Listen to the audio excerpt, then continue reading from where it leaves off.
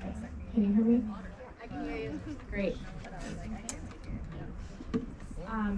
Before we begin, if anyone is getting hungry, food is ready. If there are any elders that would like food, please let us know and we can prepare a plate for you. And as always, elders first. So good afternoon, everyone, and welcome to the first fully in-person listening session of the Truth and Healing Council. Yeah, very cool. And very cool to see so many friendly faces who are bringing such great energy today. And Anello, thank you so much for everything you've done to pull this all together, especially when your sister's getting married in like a day. My name is Christina Snider. I'm a member of the Dry Creek Ranch Rio Grande Indians, and I am the Tribal Affairs Secretary for Governor Gavin Newsom. And my Deputy Secretary, Loretta, here, and I've got Anella here also from our office. A huge thank you to Southern Sierra Miwuk Nation, the National Park Service, and the Yosemite Conservancy for your partnership and support here today. And as always, again, thank you to everyone who put this together. We couldn't have done it without a very big team. A few housekeeping items as we get started today.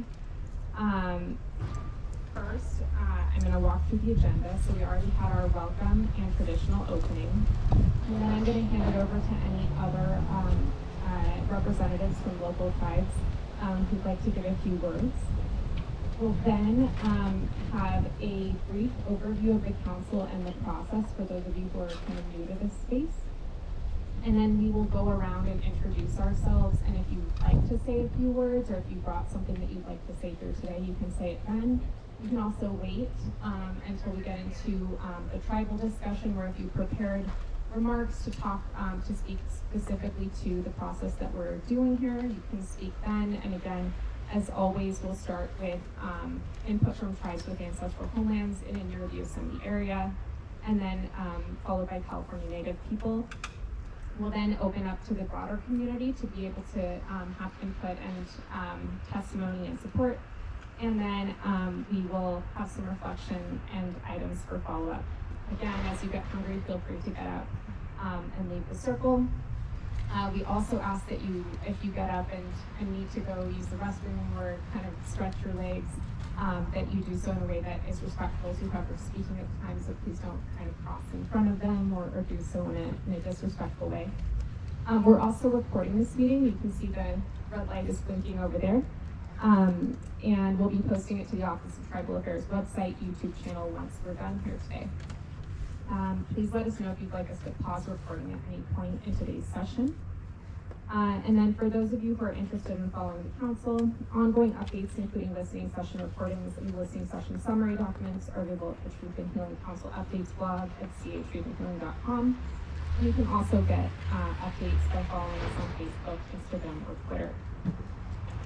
We are going to have one virtual listening session this month, in addition to today's in-person meeting, and that will be on Monday, October 24th from 1 to 2:30. And before we get started, I'd like to remind everyone that in joining us here today, you agreed to adhere to our principles for respectful engagement, which I'll very quickly summarize, but a full copy is available on our website. If we feel that you're refusing to adhere to these principles for respectful engagement, we may ask you to leave today's convening. And if you feel that you need to step out at any point in time, you can also find one of us, and we can escort you to kind of take a walk. In order to create a space where participants feel welcome, respected, and able to speak comfortably, we'll uphold the following principles in all convenings of the council. If you are a participant today, we ask that you engage in the work and with each other in an open and respectful way, that you engage in behaviors that will make others feel welcome, that you will take care of your emotional, mental, spiritual, and physical well-being, and seek support as you need it. Finally, I'd like to remind attendees that as we work through today's discussions, this process is necessarily open to all Californians, but again, we ask that those here as allies ensure that they please respect the space and the voices of California Native participants, particularly elders, in this process. For those members of the press who may be in attendance, we ask that you engage with this process with deference to the Native experience, and that you commit to obtaining consent and final review from the Native peoples that you hear from today. We don't want this to be an extractive process, and we hope that you'll assist us in creating a safe space that is open, transparent, and welcome to all. So if there are any other representatives from tribes in the area who'd like to speak at this time, please feel free to come forward. And I am looking at... I will first, out of respect, defer to Madam Chair if she'd like to speak. Would you like to speak? Would you like to speak? Yep. Go ahead. Okay, I will. Go ahead. You have to go in the middle or right here?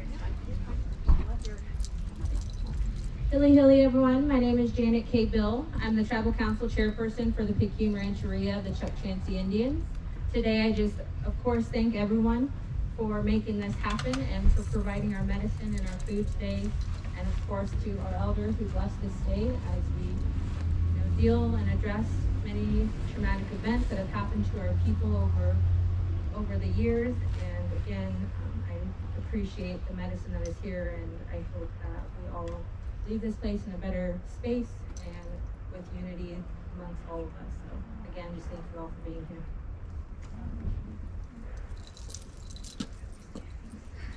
Any other representatives from the local tribes that would like to speak at this time? Toyoko, Kanen Oyahanti, Tashina Victorian Parker. Enema Mariposa Awani, Kanemiwa Awani, Kashai, Ukari Kari, Yahui, Yahui, Yahui, Yahui. Hi everybody, my name is Tashina Parker, and that was my greeting in Southern Miwuk, and there was a few Paiute words thrown in there, and Kashai Pomo word too. So I grew up here in Yosemite, grew up in the house right here. My oldest memories are of dance in there. We just had our big time this summer, and a lot of people came up and we celebrated, and that was a wonderful time. Even after the Oak Fire just ripped through Mariposa and burned down many people's houses, many tribal people's houses, including some members of our tribe that are here today. But I just want to say thanks everyone for coming, and thanks Anela for organizing here, and for the long hour-long conversation we had on the phone last night, for being open to hearing community members. And yeah, it's just so beautiful to come back to Yosemite, and thank you for being here. Really appreciate it, and I'm looking forward to the discussion we had today.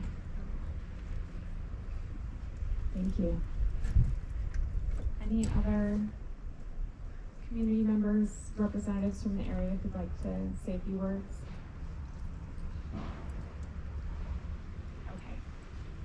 Then I'm going to go over, and I'm sorry I'm standing just right in front of you, okay?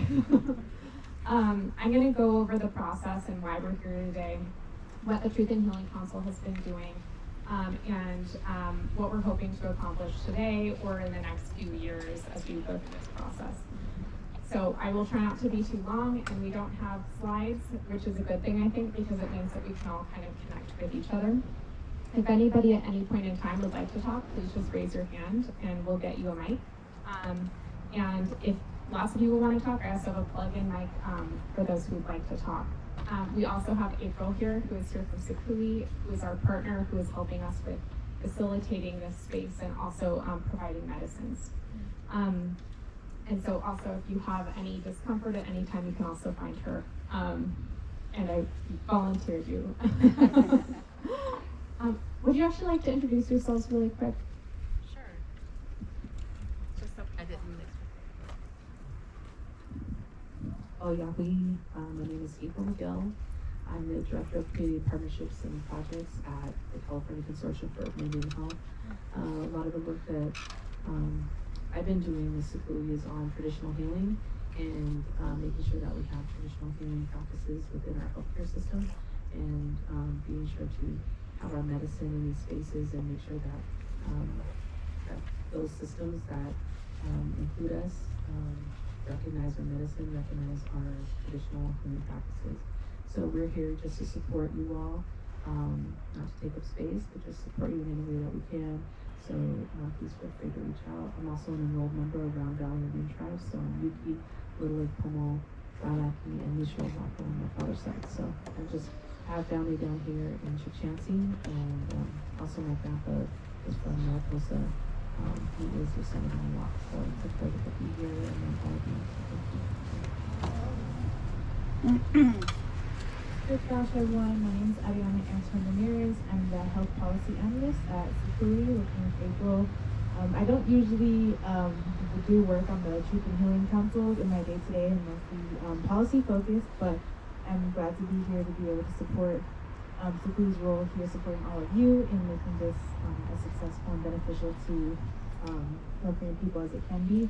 I'm from Oakland, which is in Arizona, so I'm not California native, but I did grow up in the Bay Area. My family's a relocation family, and so I definitely don't want to be here taking up space. I'm just here to as an ally to support. Good to be here with all of you. Great, thank you, and thank you for letting me put you on the spot. So again, why we're here is, well, all of this started before this administration. We know that many of our people have been advocating for centuries, sometimes decades, sometimes to reclaim space in the place that we now call California. Being here specifically in Yosemite, I think there's a very powerful and meaningful story here, an experience here of displacement, erasure, and what the Truth and Healing Council seeks to do is tell the truth. So what is the real truth of what happened here in California in terms of what the state did and the federal government and the American population did to California Native people? So what is that truth that we can all agree to? And then how do we make that better? How do we attempt to make it better, even if we can't completely undo what happened? This process was created by the governor in 2019. He issued an apology for the historical genocide of California Native people at the creation of the state, largely because of the discovery of gold, but also, in addition to the apology, created a California Truth and Healing Council to create this process where Native people could tell their truths and have that be the dominant narrative, or at least part of the dominant narrative on par with what we see in our history books. And so in elevating that truth, in creating a space where Native people now have a seat at the table, have a seat in those history books, how do we then fully look at this truth and move forward in a way that addresses some of the problems that we see today? Or if not the problems, the opportunities that Native people have in taking up more space, reclaiming, what was once ours collectively, and doing so in a way that feels respectful and collaborative. So, anything I should add there, Loretta? Covered it. Great. So what we hope to do with these listening sessions is hear directly from communities, both from the Native people of the place, but also from allies, about both that experience of being a Native person in a place that has largely displaced Native people and erased Native people, and then also what are things that you think could be meaningful in the effort to heal, and what does that look like? So it's kind of an open-ended question, and I think everybody interprets it in a different way. But this process is intended to, at the end of the next few years, create a report that will have that truth laid out from the Native perspective, and then also recommendations as to how we can move forward collectively as the state, as Native peoples, in the spirit of healing. Understanding that a lot of may never be completely healed, but how can we start making those efforts? And whether it's things like, free education for all Native people, whether it's things like advocating to the federal government to actually adhere to its trust responsibilities and also recognize that California has a different history, and so we have a different kind of landscape for things like recognition, things like identity, that are creating barriers and creating infighting within Native communities. So how do we heal that? And I've been talking too long, and so what I'm going to do now is I'm going to go around, and if everyone would like to introduce yourselves so that we know who's here. If you have anything you'd like to say at this time, you can say it. Otherwise, you can just introduce yourself, and then we will move on to the discussion.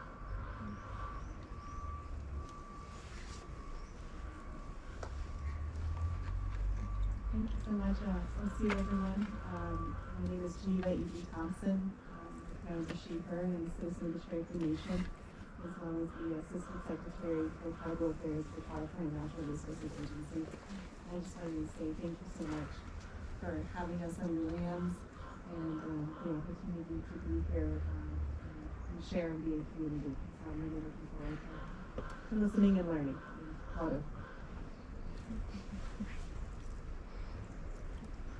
Hi everyone, I'm Kimiko Martinez. She lives on Islands. I live on Serrano lands in Southern California.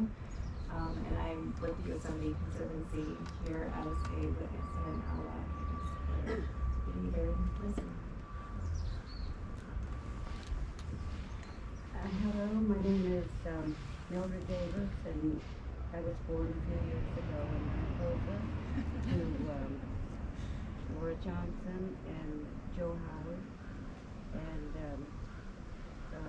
Joe was the last captain of the Miwuk tribe in Mariposa, and I'm the last of one of his children living today. I'm very proud of what he accomplished, and just to talk a little bit about language.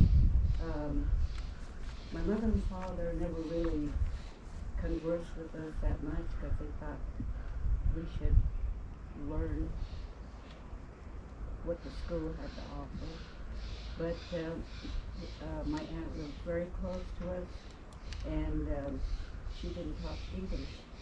So that was our teacher, really. And trying to bring back the language, and we have language classes in that paper. And when I talk the language, I could hear her, and that helps me. And thank you all for being here. This is my niece, Fred. Hi, I'm Fred again from Mariposa. This is my only aunt left, and she lives with me, so we're together a lot and able to work on our language at home and have something ready for the classes, which we have twice a month in Mariposa. And I think that the ones we started with are still with us, so I guess that's a good thing. We're understanding each other more and talking more and just spreading it around. I'm currently on our membership committee. Me and my aunt and my other cousin, Lois, is not here today, but she would have liked to be. And she's a talker in our family, so I wish she was here. We also, what else do we do? I think that's enough. Yes. I'll pass this on to Sis. Hi, Michelle Sus. I'm Southern Sierra Miwuk in Paiute, so I have relatives on both sides of the mountain. And I'm also the chair of the Wahota Committee, only because our elder over there didn't want to do that. He wanted me to do it. Tucker and I and Jay Johnson, Les James, we were always the core people to rebuild our ancient village. It's been called a new village, but it's not a new village. The people were there over 6,000 years ago. And the village, our roundhouse is getting near completion, hopefully next year. And we're very excited that the National Park Service has agreed that the roundhouse is our domain. And it's for Native people, all Native people, and guests. So Tuck and I are really proud of that because we all, and probably still will this year, have our ceremonies here. So it involves the tourists, and you know, we have certain standard and rules about entering and leaving during the ceremony. So it makes it hard. So we're really excited about that part. And gosh, Tucker was on the committee way before me, and I started in 1978. I was young back then, and now I'm old and tired. So I'm glad the village is beginning to come together. And it's for all the people, not just Indian people, because let's face it, we are one people. It's just that the Creator put us in different areas, you know, of the world. And we were lucky enough to be here. So my perspective on everything is how I see our people. We were a rich people, very rich, because we lived here. We had everything we needed, medicine and food. We had clean air and water. We had everything we needed, and all we had to do was to respect Mother Earth. And that's what I see the downfall of the world today, is there's no respect left for the earth. And it takes all of us to make that change. So that's my prayer, is that we will see that change in my lifetime. My circle's getting pretty close to closing, so let's get it together, everyone. All my brothers and sisters, welcome.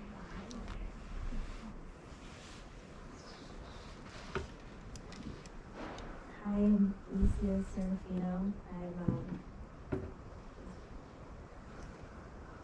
visiting here. I'm just here to support. I work for the Yosemite Climbing Association, and I'm also on the board of directors for Snider-Ashtari. And just here to learn more and support as much as I can. So thank you for having me. Good afternoon, everybody. My name is Mike Gaffney. I am of Irish descent, and I'm a settler here in Yosemite Valley. It's great to be here. I've been following the process, and it's very humbling and an honor to be here. I have much to learn, and thank you. Hi everyone, my name is Loretta Miranda. I am Serrano and Filipino, a descendant of the Morongo Band of Mission Indians, and I currently serve as Deputy Tribal Affairs Secretary and Special Counsel. Thank you again for having us on your land. This was great and a really good turnout for our first listening session. First one's the best one. So thank you.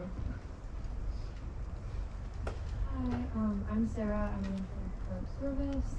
And thank you for having me. I'm excited to listen and learn. Hi, I'm Manila from Carmen. I'm also an intern with the Park Service. I'm the volunteer outreach coordinator for the park. And I'm here to meet all these.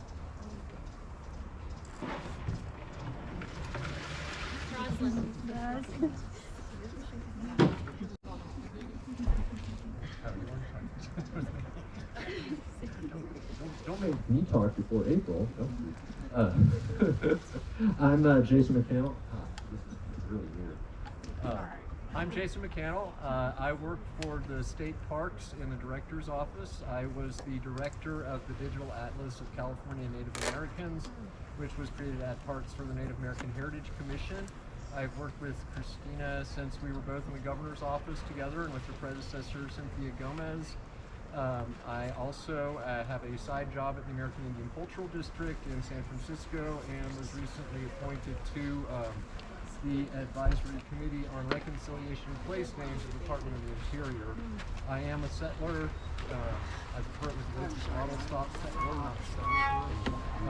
And I am just, I've been on this trip for a while, and I'm glad to still be here. Hi, I'm Nellie Tucker. Granddaughter of Bill Tucker. I am Southern Sierra Miwuk and Haiti, and I'm working in Mexico here in the village, so pioneer program underneath the eye of our elders here. So I'm happy to be here and hear more from them and learn from them and all of you. Thanks for coming.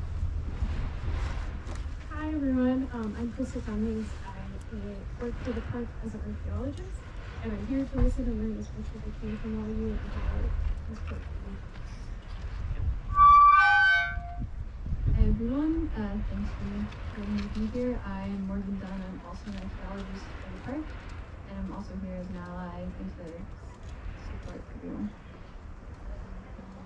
My name is Melissa. I work here at the park as an environmental protection specialist. Thank you all for having us here. I am an ally, and I am eager to learn ways in which I can be the best ally possible and assist with the healing process. So thank you. My name is Clay River. I'm an Eagle member of the Passamaquoddy tribe on my mom's side and Mi'kmaq First Nation from Cape Breton Island, Canada on my father's side. I work for the Southern Sierra Miwuk Nation as the director of their Miwuk Healing Center in Mariposa, and I am here to continue to stand with my relatives and to continue to learn and listen to them in the best ways that I can show up for them, and to make sure all the truth is told today, and so the healing can begin. Hi, I'm Tara Bouch-Moore. I am the Tribal Secretary for Southern Sierra Miwuk Nation. We had kind of talked maybe even like a year ago, kind of dreaming of when these sessions started to be held in person, and wouldn't that be so perfect if it could be in Yosemite, and just didn't really know how to make that happen or if that was even possible until we could pull up. And then Anella joined the group and said, hey, should we do this? And yeah, so we jumped right on it. So I'm so glad that everybody's here. I'm so glad that members of our relative tribes are here as well. We all share this space, and we should all be here to tell our stories together. So I appreciate you all being here. Thank you. My name's Erin Davenport. I work for the Park Service, and I take the responsibility really seriously to make good on the Secretary's order to incorporate tribal voices and tribal perspectives in a co-management relationship with the stolen land. Machixasu, Kaninoyahanti Irene Vasquez. I'm Southern Sierra Miwok. I'm on the road with them, and I'm also Mono Lake Paiute. My great grandma Irene was born there. My mom Sandy, and my great uncle Richard, who should be arriving on the bus any minute. It's really nice to have this be here. Yosemite is the healing place for everyone. And so to begin that with actual healing for our Native people, Indigenous people here is really an important step. And there's a lot of healing that needs to be done. So I will talk later more, but so much gratitude goes to these ladies who work on our federal acknowledgement, our membership. Every day they're in the office volunteering. I wish we could pay them one day. Okay, go.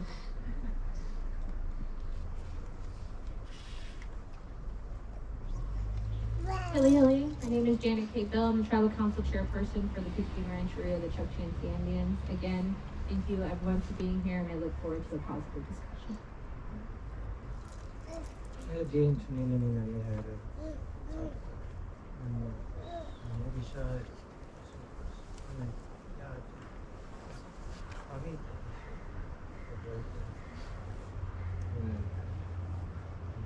I'm from the Mono Lake tribe, and we call this area here Amit, which is our traditional name for this place here. So we're glad to be here, invited, and look forward to sharing with you later. Oh, need this. You guys could hear me? Yeah. Bill Tucker, I was elder, just like everybody else. But right now, all my cousins here, my granddaughters, grandsons, whatever. Where are you guys? All my cousins. Can you stand up? Just stand up. Just stand up. All these people are from here. That bloodline from here. They're all from here. No matter where. You see, we were way up on top of the mountain somewhere. This guy come over the mountain, go to the lake.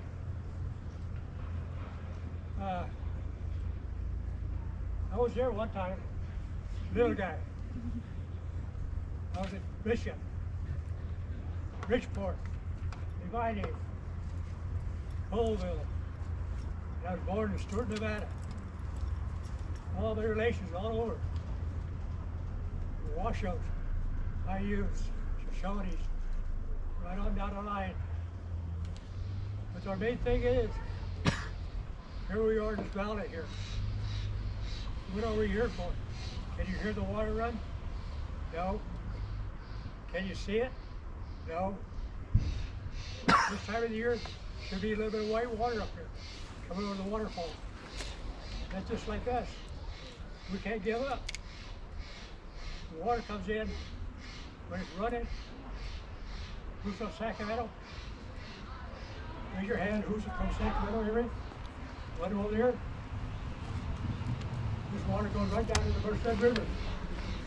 Where does the Merced River come out of? Comes out by Stockton. All of this water runs all the way down to there. Comes to just here. And who's on the other side of the river over by the church? Come in.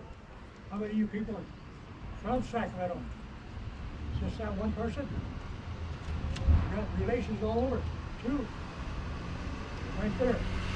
All that water on that side, the mountain up there, the other side, all runs into Hetch. Some of that water that over here has a boundary line up there. Some goes to Hetch, some comes over here, and some comes over here. We're up on top of the mountain. The water runs both ways. We used that water a long time ago. We use it in a good way. We still use it. We still pray for it. Every time we have something to eat or something like that, we pray over it. But you need a little bit of water to mix some of that food up. So we always use it, no matter what. It's just that water. Right here in the valley, we're all together. The water's so dark, dry nowadays. This one had, you standing in water right now, a long time ago. He's dry. Because the meadow's gone. The meadow has been drained. Not by us. We try to protect that water because we need it. Because all the places where our water holes are, they're close to water. Now we got to go 200 yards to get water. We live up here. It's all gone. The dam's gone. We didn't blow the dam up. We didn't drain it. It was other people to drain it. They drained it down at the El Capitan Meadow. You can see Mother Nature's dam out there yet. The Miranda out there. Comes out there by Brideville. All that water goes that way, heads down to Merced. Front top, some comes over here. It's down this way. Snow Creek, Tenaya Lake. It's Hetchy all the way down. All goes down into the cities. The biggest part of it is like the Levite bunch. You got that boundary line up on top. All the pass. All the water runs this way. Water runs the other side. Goes up Levite. And who's got the biggest water situation up there? LA. LA got all the water up there. Runs down. And somebody was talking about that. Where does that water go from up on top? Goes into Nevada? Now who's from Fresno? Rancheria down there? That's where the water goes, down there Fine Dam. So here in Yosemite is a powerful place. You realize it, that if we don't take care of it, we don't have it. You gotta have the strength here for all of us. Not one, two, or three, because we scatter. All of us gotta have something to do with it. You step out there by the highway down there, a stop sign. There's no bottom here. Got a big canyon. We got wells in here that's 500 feet deep. You mentioned something about a roundhouse. Don't dig here because you're in a fall rock zone. Rocks fall down here. We dug 10 feet. Where's the rock at? No rock. You got sand about this deep down here. Underneath that, I call it DG, layered, decomposed granite. And what it is, it's a glacier, chipping it. You put your hand inside that sand, you can pull it out. It's that DG, you put your hand in there, you gotta watch it. Because it's sharp as a knife, sharper than a knife. You cut the heck out of you.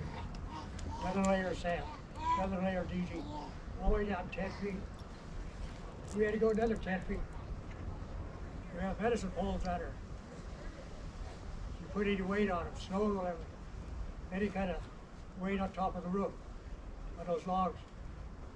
There's no bottom. They're about this big around, one down. They'll sink out of sight. There's nothing there to hold them. Let's see, there's no bottom here in the valley. It's all sand, the DG. So here we gotta take care of it. Take care of this place. We don't get no water up there. This is a reservoir here, a long time ago. But it's not too much of a reservoir. Because we're sitting in a big old granite hole here. How can that water get out? Dig down here again, 10, 15 feet. You probably get some good water, cold. So here's what we have to protect. Just that little bit of water. Next time you go to the store or something like that, you might need to get that water in there and pay 50 cents for that little cup of water. We got a spring down here where we try to get our water. Carter Springs. Sometimes they come in with big old 5-gallon jugs and fill up. Where are you guys taking that? Oh, we're taking it home to drink. It's all clean water. Come from the bottom. Come up. Springs. So here's what you need to do. Think about everybody. Not just yourself. Everybody, because everybody has to help to get this water to come back home. Hello?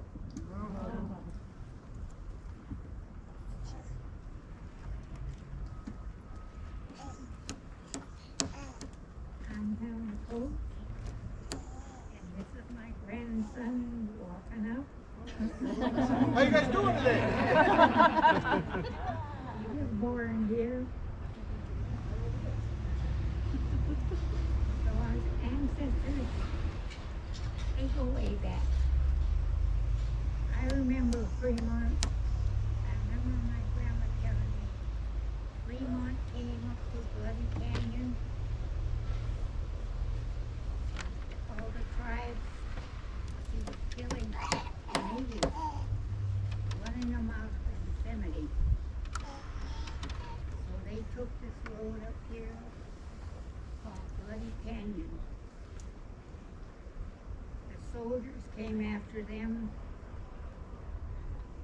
Grandma's mother, Louisa Tom, and her sister were just maybe 5 years old, not able to keep up with the tribe.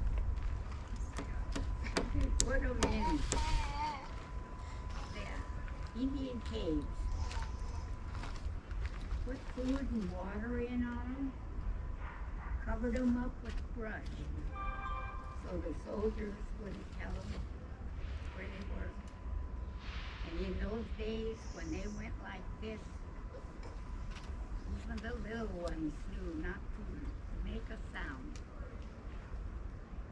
So they stayed there until the soldiers went.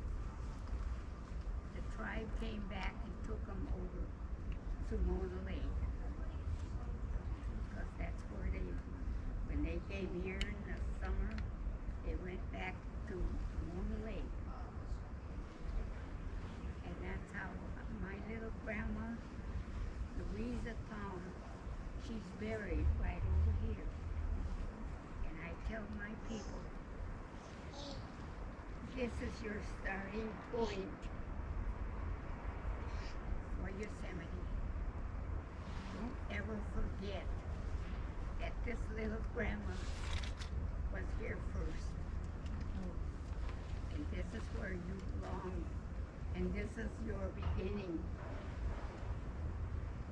And hopefully your ancestors will tell this story to your children, because we don't have anything written down in books. All of our history is verbal. We hand it down to each other because we lived it. They lived it.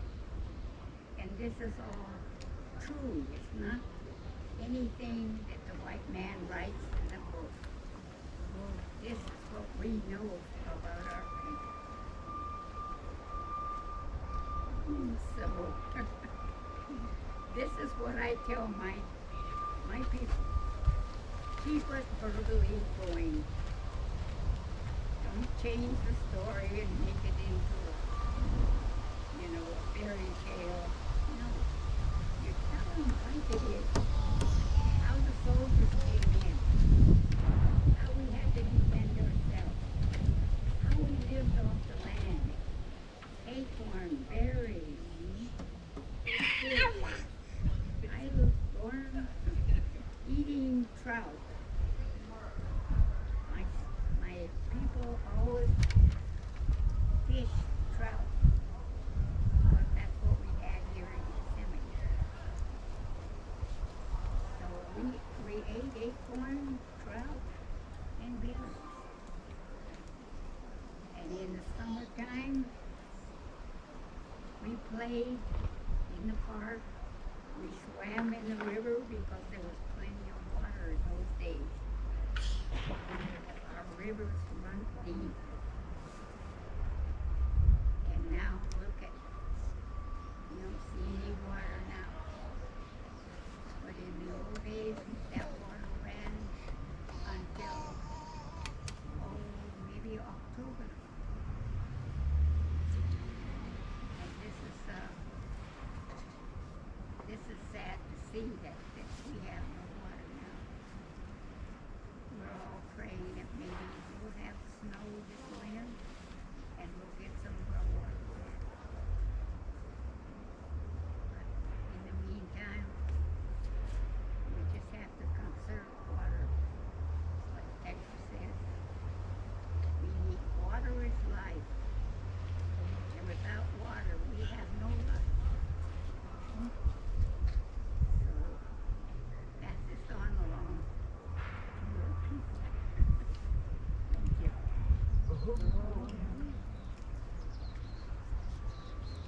My name is Pamela Coates. Like I said, Helen's granddaughter, and I came up today so her story can be told when we get into the injustices, and then she'll ad-lib on the injustice that the government had on the natives of this valley. And just to support my mom and my people for all my life. But this is like a dream for her, to be acknowledged after all the time in the valley. She just really wants acknowledgement. Acknowledgement that we're from here, acknowledgement that we lived here, acknowledgement that we've always been here. And that's like what she wants. Just acknowledge. And I come up here today and help her to keep on track with her story because she remembers everything. So we'll talk about the rest of it.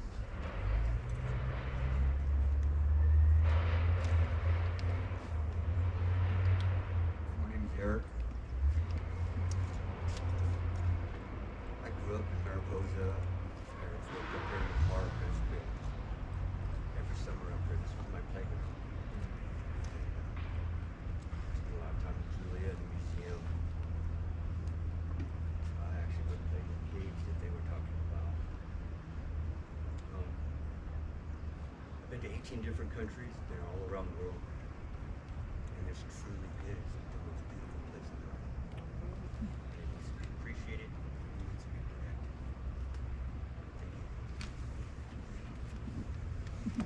Chipsisu, Sandra Chapman. I'm chair of the Southern Sierra Miwuk Nation, and I'm glad to be here. And we've heard the history, our oral history of our elders here, and now, now we need to have that we are acknowledged, and that's the one thing that we had done because we're trying to get federally recognized, and we had sent a letter, many letters to Governor Newsom, because he had put that he acknowledgement in 2019, and we never received anything back yet. And that's an acknowledgement. We sent a letter asking him to send a letter of support to federal recognition for us, that he supports us. This oral history that you heard here today, and then we have thousands of papers back there in Washington. OFA still hasn't granted us our right to have our FOIA sent to us, which is supposed to be sent in a time, and it hasn't been sent. And so, we thought that going out to Governor Newsom, our governor here, that he would see us and that he would acknowledge us, but he hasn't acknowledged us either. And that's the injustice that I feel, because our people are getting older. I've seen a lot of my elders have passed. I come from a long line here too. I'm related to Chief Tenaya, and so I have just became the chair of our council in the last 2 years, and I've been working on this federal recognition, and it gets very, very discouraging. It gets discouraging when you have your next door neighbor, they don't want to acknowledge us. We have, it's like he wants to acknowledge, the federally recognized tribe, but what about the tribes that they didn't have the treaties weren't ratified? And so we have a long history, and it started, and I just took over because the people that were there, they have passed on, Jay Johnson, Ed Brokini, and all of them that were there, and so we have this long history here, and we have all this, everything's written about us here.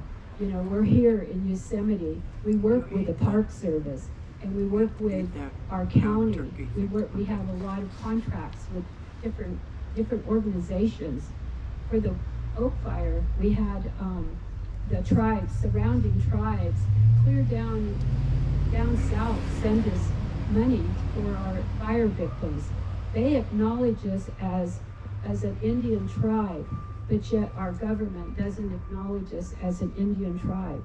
I think they're just waiting for us to all die off, but we're not going to. We have our young ones that are coming up, and they're starting to get more involved, and so they're going to be here, and they're going to take and fill those footsteps that I tried to fill. When I'm gone, they'll be here taking those footsteps and being behind me. And so I thank you that you're here, and I think that everybody's here to listen to this, and that this is the acknowledgement that we want. You heard that our elders talk about they just want to be acknowledged. That's what my mom and dad, they wanted to be acknowledged. They wanted to me, I don't care what the government says. I don't care if they don't acknowledge me. I know who I am. But this has been in my ancestors, my aunties and uncles and great elders, they have worked so hard on this for so many years, over 40 years, and we're still not, we're still not there. And we have every piece of document that we need. And so I just think that if Governor Newsom would support a letter to us, for us, that who we are, that would be one step closer for us. And we need to have that done. I thank you for everyone being here, and I know I better get off my box here. So, that's my truth and healing. in Yahoo, in Yahoo to us. My name is Rusty Russ, the Southern Miwok Nation. Those are my two instructors over there, learning language address. Grew up playing in the valley, and I took off for 10 years in the military, and then finally getting around back to the culture. So I thank you two ladies for keeping everything alive.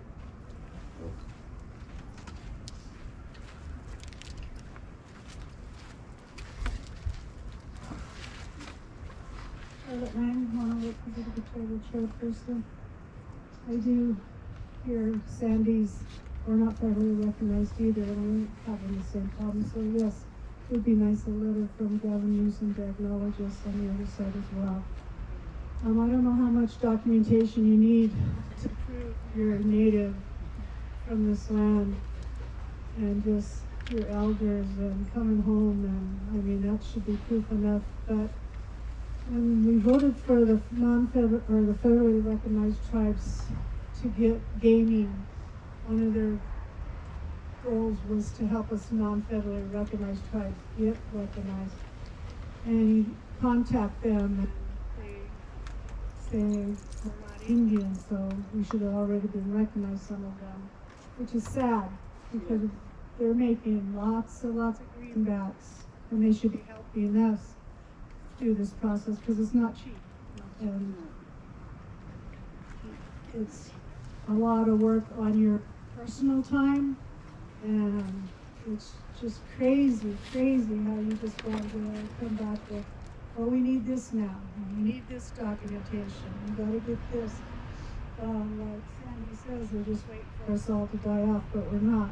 We see resilience. Our young youth are stepping up, and I really like to see you all here to carry on what we're doing for you, because we're checking out of this beautiful world and you're checking in, so you can carry on for us and keep strong. And the elders here that are teaching you the language, keep it going.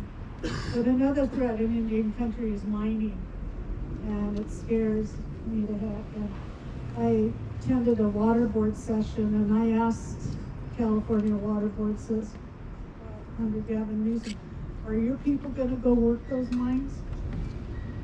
Who works those mines? People of color, which is sad. And our people are getting cancer right now in our communities. I attended a meeting yesterday, Winan conference, and elders are coming down with cancer because of destruction of the uranium mines is flowing into the communities, and nobody cares. So here we go again. Lithium, uranium, gold. We have a reserve, gold, in our government that we could probably never ever use.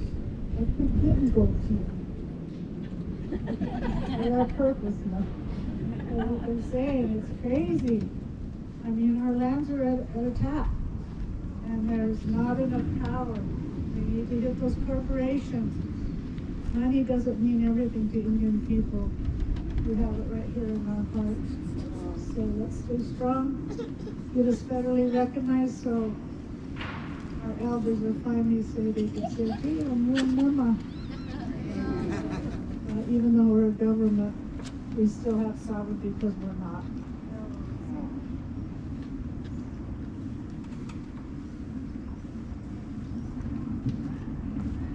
Hello, my name is Rebecca Carmen.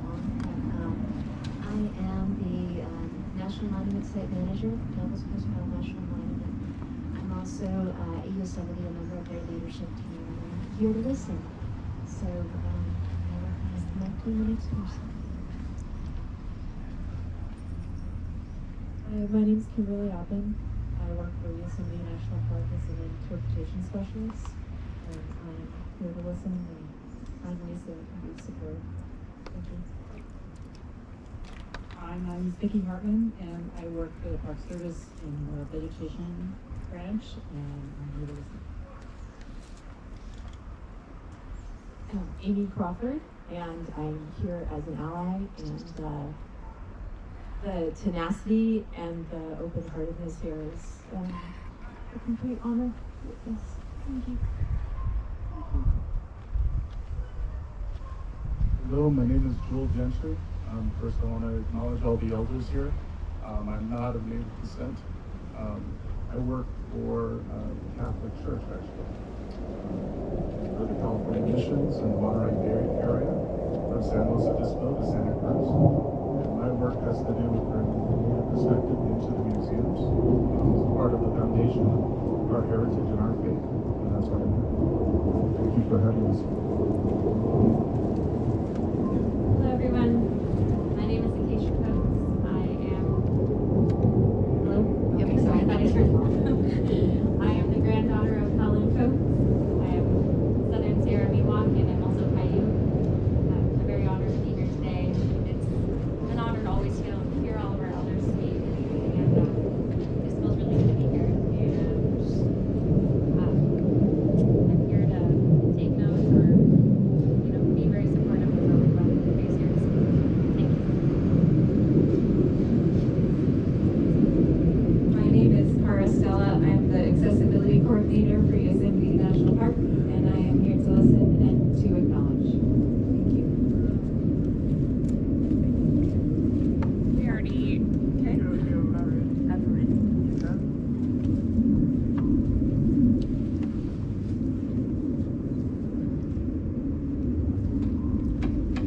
Tell him an antique. Can you all hear me? I apologize, number one, for being late, but I've been up since 1 o'clock, and thank God to my good friend Trudy here. She got me here. Thank you. See, that's why she's valuable. I come here to listen to you. I need to apologize for that. I'm hard of hearing. And so that's just why Courtney put this in my mouth. If I'm going to speak, I want you to hear what I have to say. But first, I'd like to have something cleared here. Did I understand that you folks are of the earth here? Yes, you are. My name is Carmen Lucas. I'm from San Diego, California, Koime Indian. My great-grandmother was Susana Calich. My grandmother was Maria Alto. My father was Tom Lucas. I live on my ancestral land. I'm a retired Marine. I'm very proud of that. But I've also been working with the Cultural Resource Management Company. I'm aware of what development does to the earth and the blood of our bones. I want to thank you for allowing us to come here today. I wanted to make sure I speak to you of this earth. I'm overwhelmed. These are not rocks here. These are giants. Unlike my territory. My territory is very quiet, very small. So thank you so much. Sir, thank you. Thank you. God bless you. So I don't want to say too much because I'm here as a council member to hear what you have to say. But I want you to know I'm overwhelmed. Whoever doesn't believe in the Creator needs to go back where they came from. I don't know how you can stand in the presence of such magnificence and not be touched. I don't know how you can do that. The United States government has done a job on us for over 300 years. We're doing a job on ourselves because we're either federally recognized or we're not federally recognized. That's really stupid. We're people of the earth. We need to celebrate that. We need to celebrate our ancestors. Do you know that these places exist because of our bloodline? We absolutely refuse to give up. My only thing that I would say to young people, please put your anger in your back pocket. Let's get over that. Let's look to the future. We have a great deal of history to be proud of. I'm not sure I understood you saying whether or not you were in favor of documenting our history or not documenting our history. I know some old folks, they don't tell those people anything. But I think we're in different times. I'm 87 now. I'm at the end of my bloodline. Not really, I have nieces and nephews, but I'm the one who is a caretaker of my ancestral land, take care of all of that. And that's not by choice, that was by default. So I'm not bragging, please don't misunderstand that. It is difficult sometimes. But I've learned over the years, particularly working with cultural resource management, development, and with Courtney, trying to preserve a few sacred sites. Documentation is the key.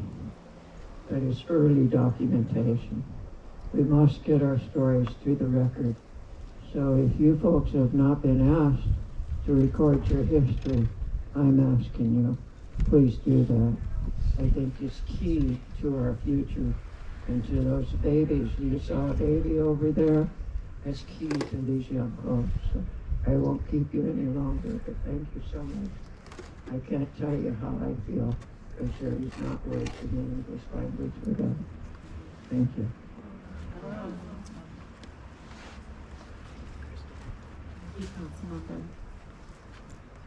Courtney, would you like to introduce yourself?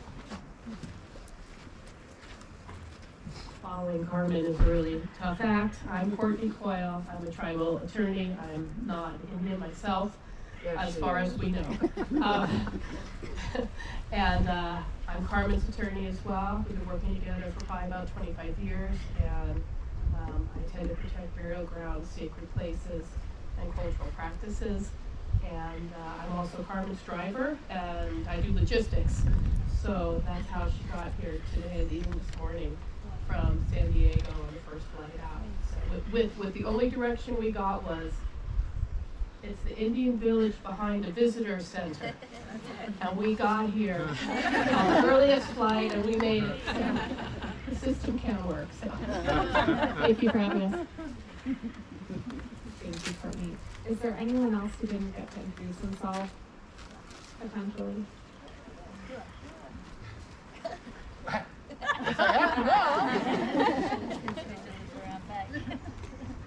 Oh, no. Can you guys hear me okay? Oh. My name is Yadua T. Foster. Like my grandmother said, I was born here, seems like forever ago.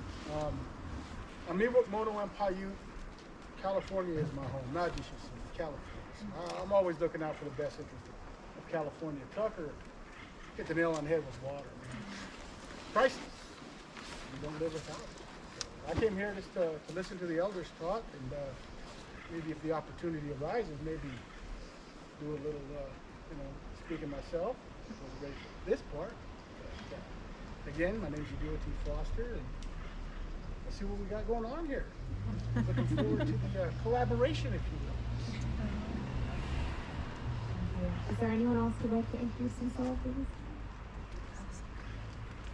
Everyone's got to do it now.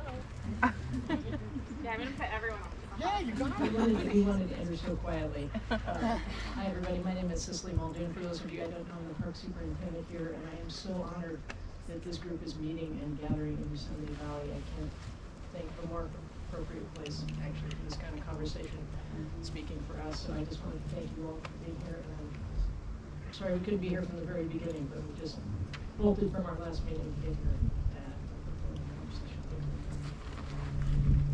I'm Joe Meyer. I'm the chief of staff. I work for System.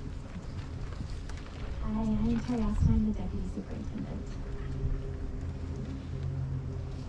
Thank you, and thank you for collaborating and having us again. Any final? There's another person. Who are you putting on the hot seat? I think we did it. Yeah. Did I miss it? Yeah. You were too busy taking pictures. So at this point in time, would you like to speak? Yes, I would like to tell the other side of my story I told earlier. Perfect. That's what we're going into now. So the other side of that story I told you when we were rich people, because we lived here on this land. They gave us everything. So now I see us and we are poor people. We are not recognized. We suffer deeply. We are all volunteers. I started volunteering on the Wahooga Committee in 1978. I was young. I'm old now, and can you think about how much money that has personally cost me to be able to be a volunteer, to get a little dot of our land back? So what do we have now in our village? We can't gather our medicines just freely. We don't have water that's clean. We don't have clean air. We can't gather our foods or medicine. It's always in my head because for me it's devastating. Our head builder on our roundhouse took me into the roundhouse last week. It is so beautiful and so powerful. And it's going to be a great healing place for all of us, Native people and our guests. I mean, I cry because it's just unbelievable that this is actually happening for us, for our people. It has been such a struggle. And we want to move back the original cabin to our village. So here's another problem. We're poor. Everything costs, we got to bid $60,000 for a crane. That's crazy. We ask for help and we hear statements. I have heard myself, people say to me, park employees, they say, well, why do we have to help the Indians? They get everything for free. And we have gotten nothing for free. That little pass, that's free, but we don't have our land. And that's really what we want.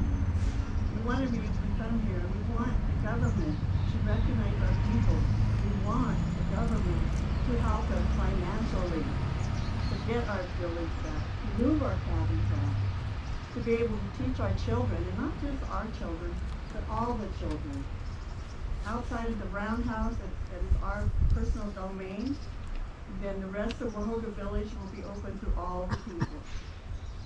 And we need to educate the Park Service, and we need to educate the visitors. There's so much disrespect. It's just sad to see. It's devastating to our mother. All we had to do when we were rich was make our offering, say our prayer, and we had everything we needed. Now we make our offering, say our prayer, so we can just come here and have a ceremony. And that's just not fair. It's not a good thing for us. So us, as my relation over here, the Pacifica, Charlotte, how long have we been working on these projects? All our life, you know? And it's sad because a lot of times we're not heard. The government does not hear what we're trying to say to them, or they misinterpret it. And when we try to interpret it, sometimes we're cut off, and that's not a fun feeling. And to ask for things and not to be able to get the help, I have been told in many meetings in previous times, over all these years, that we don't have to talk to you because you're not federally recognized. That's right. So once again, woohoo, we get to feel like nothing. And so that's how I feel. That's my devastation.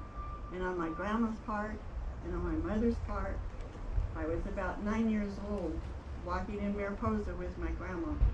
And I noticed, my grandma was dark, very dark. And I noticed, I was about 9, and I noticed every time that a non-Indian person came along, my grandma would get over next to the wall and put her head down. That one was my first awakening. Like, that's not right, but I didn't know why. And then with my own mother, and as she got older, and what I loved about my mother was when I would call her up, and I'd say, she would say hello, and I'd say, oh, hi, mother, and she would speak her language. Just go on, you know. And that was the one thing I missed about my mother when she left. So this, what I'm trying to do at Wahooga, it's for them, but it's for all the people. It's for all the people. My mother told me, you know what, sister? I got to be more Indian with you than any time in my life. So, thank you. Would anyone else like to speak at this time?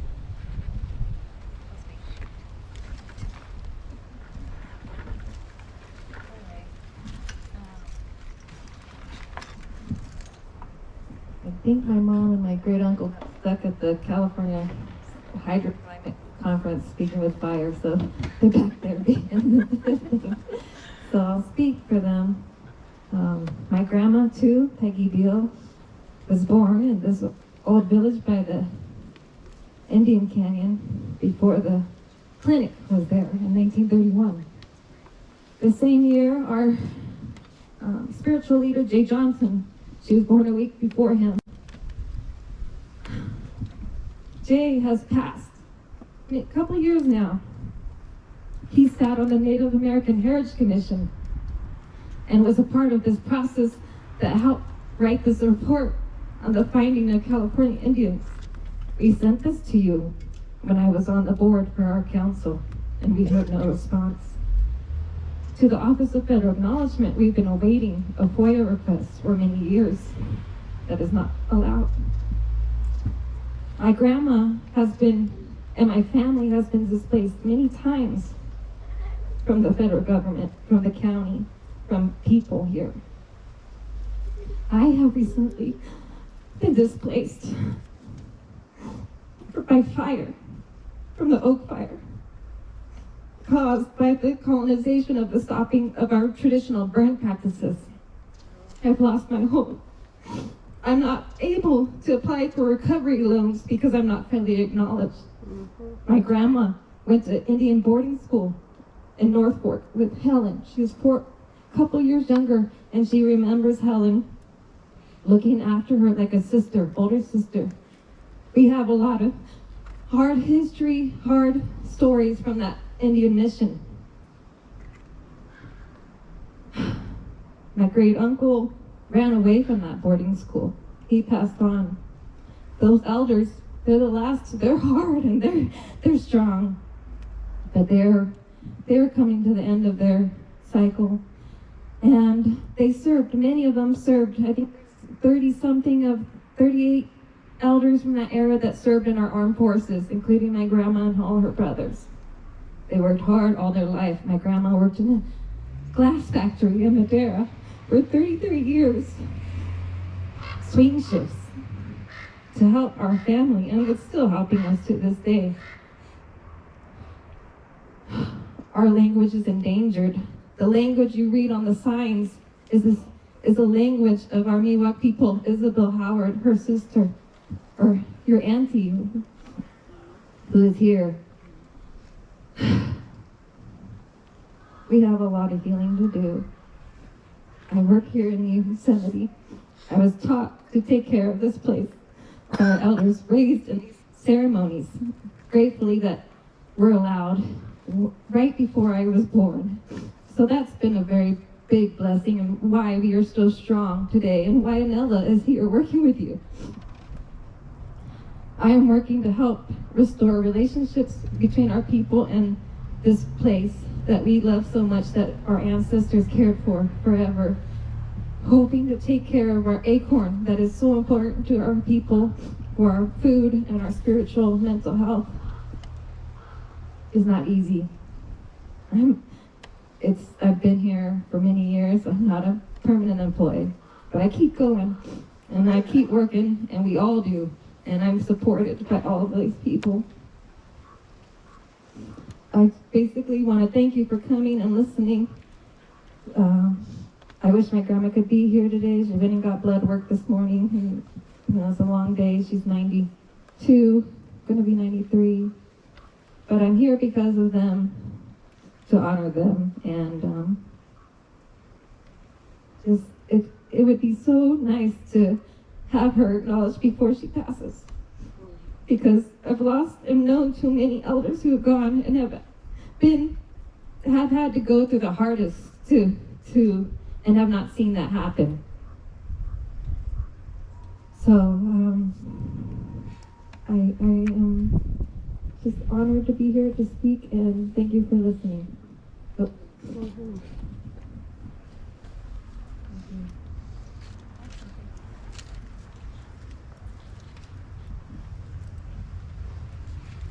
My cousin Irene, she's so beautiful and so passionate, and so intelligent, and she's here. She's here working for the National Park Service here as a cultural ecologist, representative of our tribe, and doing the work on the land and bringing people back to the land through many stewardship projects here.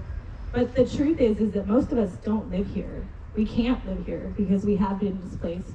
My grandmother, Julia Parker, was a cultural interpreter here for, 40, 50 years, I'm not sure, like her whole life. And my grandfather, 65 years. My grandfather, Ralph Parker, was also born in the Indian village over here, and their house was one of the last houses that was burned down by the Park Service in a fire drill. And they were moved over to housing over here, which is where I know their house to be, just a couple streets down. And the truth about California is that it's expensive to live here. And I don't know very many Native people who are landowners or homeowners, let alone homeowners in their own land. We're all displaced, we're scattered far and wide. But we are coming back, and yes, there's a lot of struggle here, and we're trying to revitalize our culture, we're trying to revitalize our language, we're trying to revitalize our traditions. But ask any California Native, and I'm out there in California Native land. I know people all over California because I do intertribal collaborations. I live in the Bay Area. I know April. I've worked with April before. I work with people all up and down California to do revitalization programs within Native peoples. And people come here to Yosemite and they want to come here to this roundhouse. It's since the reenactment of the Religious Freedom Act that allowed us to restart our traditions and our dances. People have been coming there since the beginning of time. My first memories are of that roundhouse, of the silhouettes of dancers silhouetted against the fire in there. And back then, we used to be able to sleep on the ground. I remember waking up, it would probably be like 3 or 4 in the morning, and they're still dancing, And this summer, just a couple months ago, Waylon Coates, whose grandson,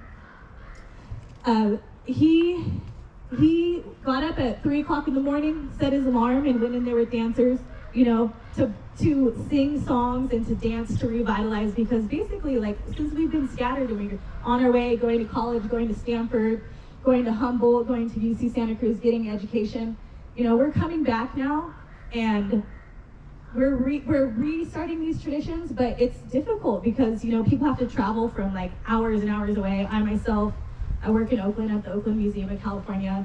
I had to take time off of my paid job to come here. I know that there's a cultural interpreter job here in the museum that was open for listing. I looked it up. It pays $17 an hour. That's a poverty wage in California.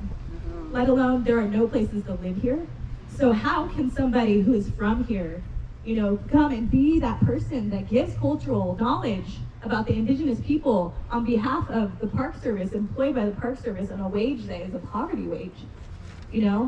And so the eradication of indigenous people here in the valley has been going on since the beginning, but we are resilient, and there's a reason why everybody knows about the Southern Sierra Miwuk and the Paiute here in Yosemite, because we are here, and there's no denying. And this ridiculousness with federal recognition is it's obscene.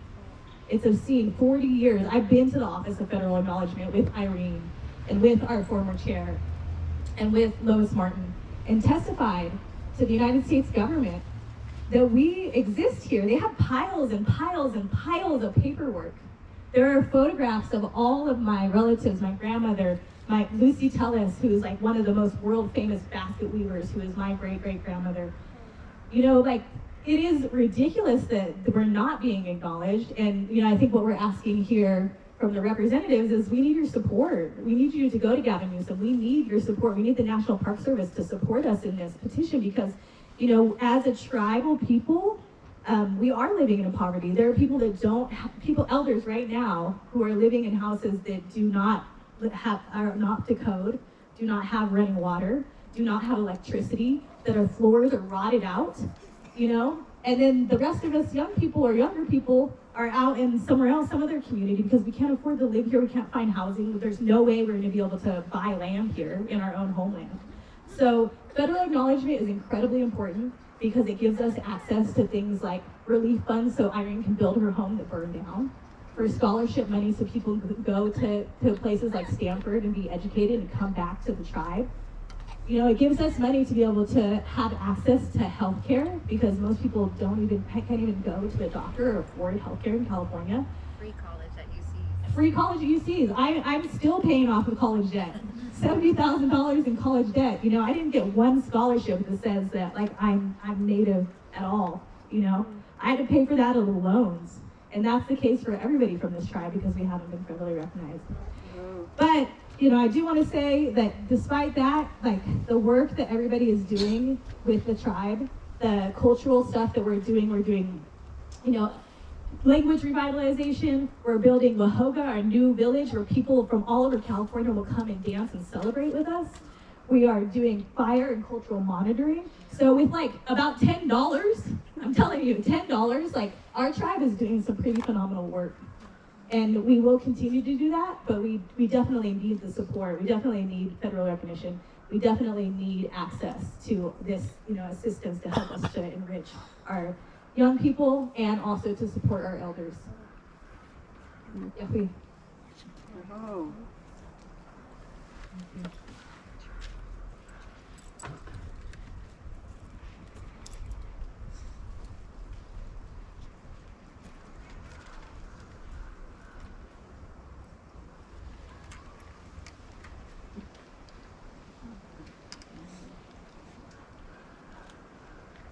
After we moved from the old village to the new village, Why did you leave the village by the hospital? because we were too visible to the tourists that came in. And I remember Mrs. Curry, she would come down to the village and she would bring us some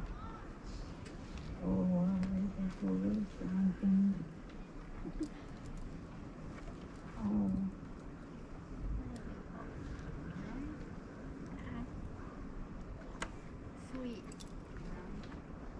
Yeah. Anyway, after the tourists, you know, they would have after the tourists would have theirs, and she would bring those down to us. And that was a treat for us, since we never had sweets. And we never had running water. Our water was outside. And if you wanted water, you took a bucket out there. And we lived there until maybe I was maybe 4 or 5. Then they moved us because we were too visible to tourists the way we lived. So they took us down and gave us a new village away from the highway. So we wasn't visible to the people. And in those days, we had no rights whatsoever. Whatever they told us to do, we did it. If they told us to turn off the lights, we turned the lights off. And they give us the workers, the government workers that lived in the high country, they didn't there anymore, so they brought down their cabins for us to live in. And that was a small kitchen, a small living room, and 1 bedroom. And that took care of a family of maybe 6. Summertime, a lot of us had to sleep outside because we couldn't sleep inside. And inside, when we had to stay in the winter, we had to sleep on the floor because there wasn't enough room for us to sleep anywhere else but on the floor. And then when we had to try to go to school up here in the winter and the snow is so deep, a lot of times we couldn't make it to school. And if we did happen to get to school, we were always soaking wet.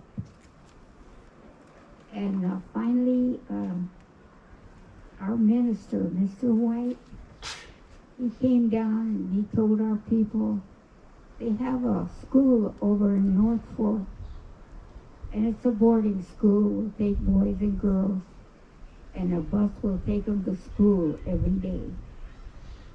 So our people, they decided, you know, if we were educated and live with the white people and do, you know, learn their ways, we had to have education.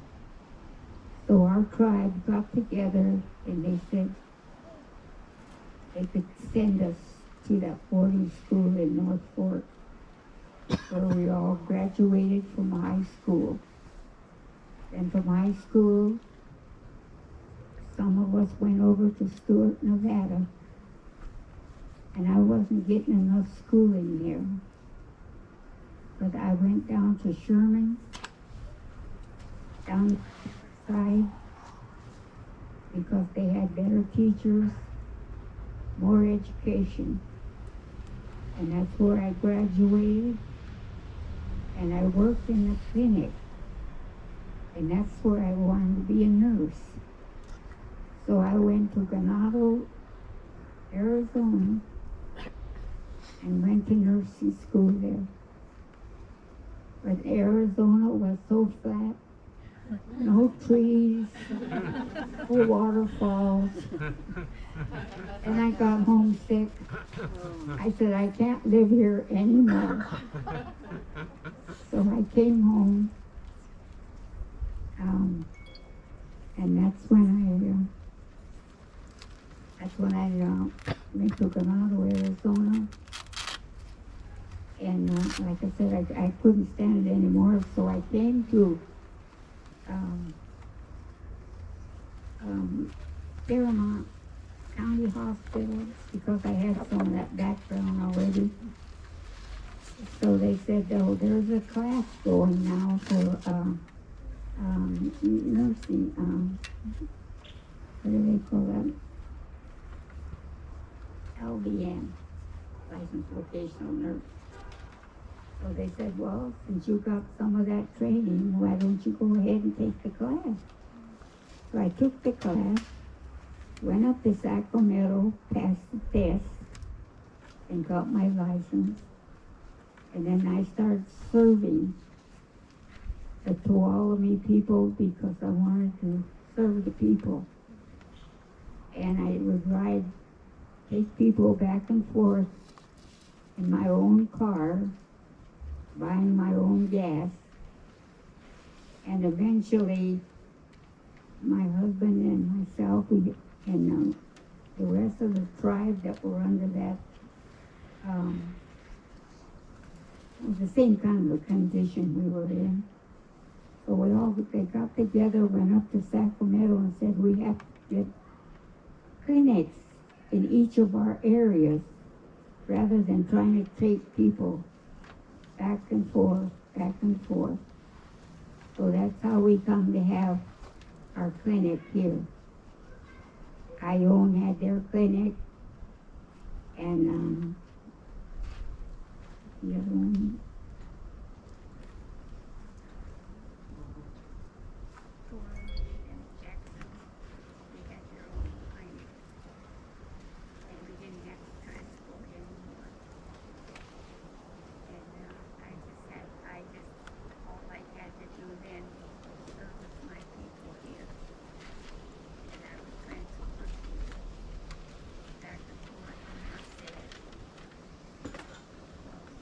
if they had to go to a doctor or see anything, and I would help them with their paperwork. And that's where I served my people there for 15 years, and I retired when I turned 60.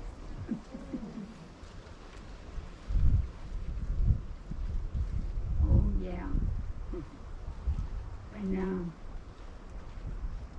When the park, they always tried to get rid of us Native people. They didn't like us here, they didn't want us here, because I guess they figured we might have too much connection to this park. So the only way they could do that was to burn our houses. So they started burning the houses. And my husband and I came back to have no place to go to. So that's when we went down, tried to find a place in Mariposa, and we finally found our house in Mid-Pine.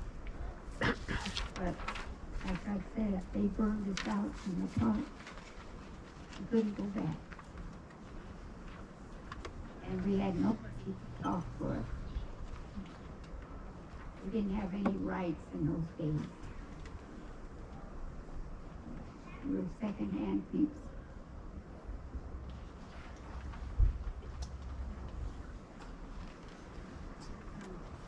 So my story is not quite as devastating as my mother. But in tradition of my mom, growing up native in Mariposa County wasn't exactly the most beautiful thing in the world, not being as old as she is, but the education that we got was less than the non-natives at the high school and the junior high. You know, they didn't give us the opportunity or give us much attention or extra help. You either passed or you didn't, and it really didn't matter to the teacher. And you tend to get in a little bit more trouble when you don't have a purpose and feel like mom says a second-class citizen. So in my mom's shoes, my brother and my sister Vita and myself, we left and we went to boarding school. We followed in my mom's footsteps. My brother graduated from Sherman Indian High, went to Eureka to be a sheriff. My sister Vita was at Sherman Indian High until she was a senior, and then she decided that she had to be a mother. And then I went to Sherman. And you felt good there because you were around your people. Everybody in the school was native. You know, you didn't feel like a second-class citizen, and nobody made fun of you except for being Californian, you know, because the reservation Indians are so much bigger than we were. But growing up, my mother always told me if you're going to fight the people, the white people and the government, you have to have an education. Mom said you have to fight them on their level. So she encourages all of her grandchildren and children to go to school because she says, uneducated, you have no fight. You can't go in there and fight everybody. You have to fight on their field. So education, like with my cousins and Irene and continuing, and you do, you know, with the different resources. And I know that they say that federal recognition isn't so important because we need to be just happy that we're native. No, that's not it. I have two children from two different fathers. My one, Tanisha, she's Pitt River, Hajamawi, so she's federally recognized. She can go to school anywhere she wants to because she can apply for those grants. There's a plethora of scholarships out there if you're federally recognized. My Tony Cup, on the other hand, is from the Paiute up here in Yosemite and Mariposa, Miwuk, and she's not federally recognized. She would love to go to school, and she knows that she's going to have debt for her education, and she can't apply for those grants because they're only for federally recognized tribes. The new grants that just came out that says that natives can go to school. You can if you're federally recognized. Therefore, it doesn't seem like it's a big deal. But for our tribe, it is a big deal. It's whether or not we're educated. And so yeah, it is still very, very unjust. I believe it's very unjust that the Latinos can get grants to go to school. There's a ton of money out there. If you're Latino, there's a lot of grants. There's a lot of scholarships. You don't have to prove that you're Latino. You just have to say, I'm Latino. I'm a dreamer. And then there's money for you to go to school. There's the funds for the black people. You don't have to prove you're black. You just got to say you're black. And there's scholarships out there. So every other race, there's scholarships. You don't have to prove who you are to have a scholarship to go to school. The only people that have to prove their race to go to school on any scholarship is Native American. And you know why? Because they're afraid. They're afraid that if our people get educated and we go over documents and we get talking to our elders and we find out who we are and where we belong and we bring our ceremonies back, and there's reasons why they outlawed our ceremonies, because that brings our people together and so strongly remember who we are. And I think for that purpose they continue to keep the Native Americans, one, separated, two, uneducated. And we need to come together and we need to let everybody know. I think they're afraid that if the other peoples of the lands knew what had happened to our people, it shames them very much. And so it's important that we get our word out. Our younger generation, they understand how to use the internet. They understand how to get that information out there. And that's what I believe my mom's generation and Sandy's mom's generation has been waiting for. Because now our voices aren't confined to small meetings, little newsletters, a little bit of Mariposa Gazette. Now with the internet, it is worldwide. These younger generation can reach other countries, other indigenous people.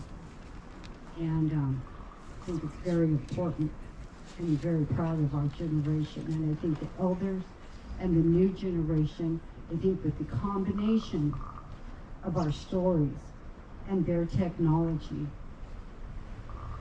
our Native peoples across the world is going to finally have a voice and be seen. It's been a long time. I hope with Cassie. I think our elder was saying that they wanted to be heard and they didn't have a voice. And that was in 1969 when they burned the houses down. And that's 1970 is when I was reading some papers. That's when our American Indian Council was formed, because the elders back there then see that we needed a voice. We needed to have somebody come up and that we could come together. And so they formed that. They formed the American Indian Council at that time. And then when they went to Washington for the first federal recognition, they said, "Who are you?" And they said, "Well, we're American Indian Council." And they said, "Who's that?" And so they said, "Oh, here you guys are right here." So then that's when we became the Southern Sierra Miwuk Nation. And Jay was there and Les was there. And so a lot of our elders had gone up there. But that was formed then so that we would have a voice. And we're still going to keep that voice, Helen. It's still going to keep on going.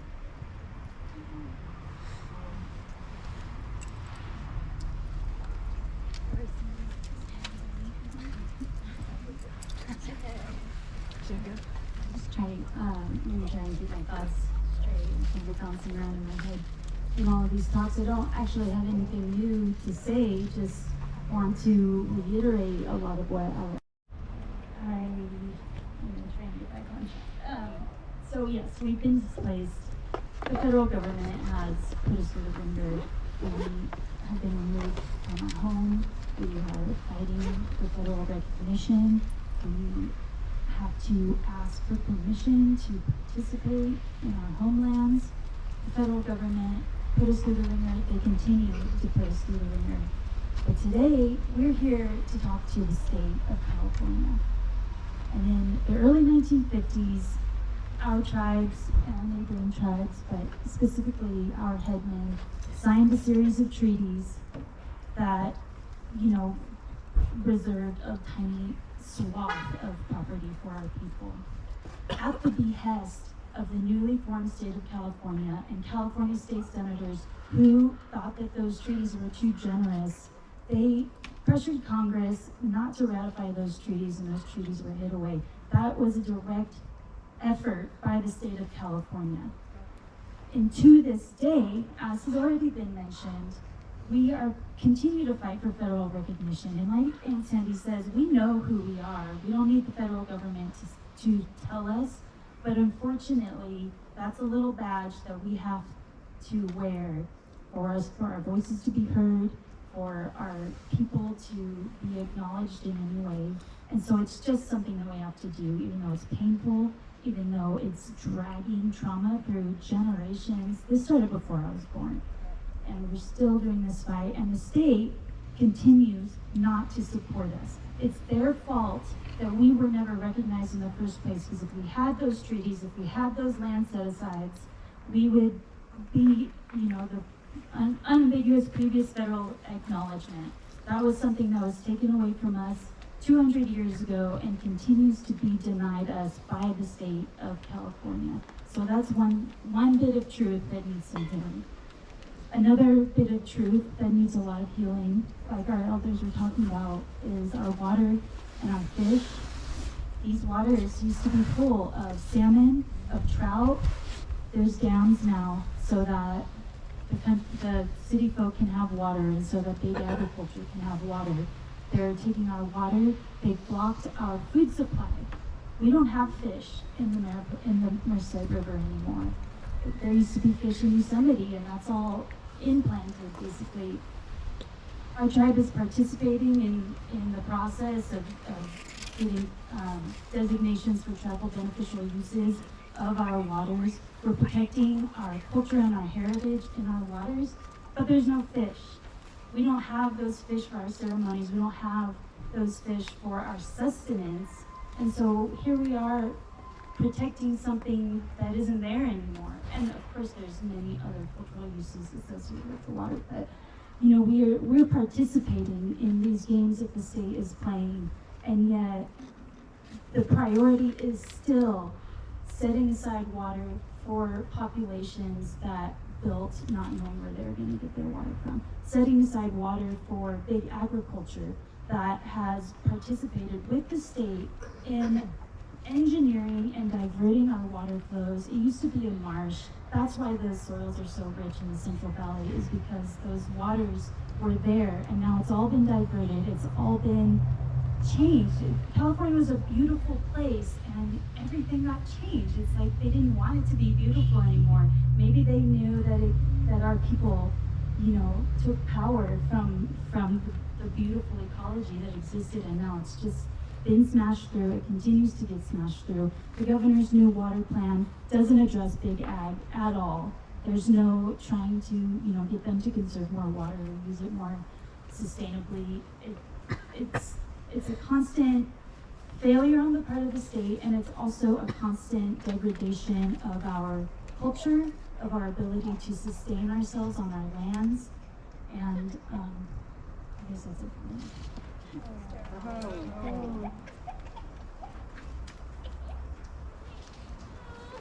Anyone else like to speak?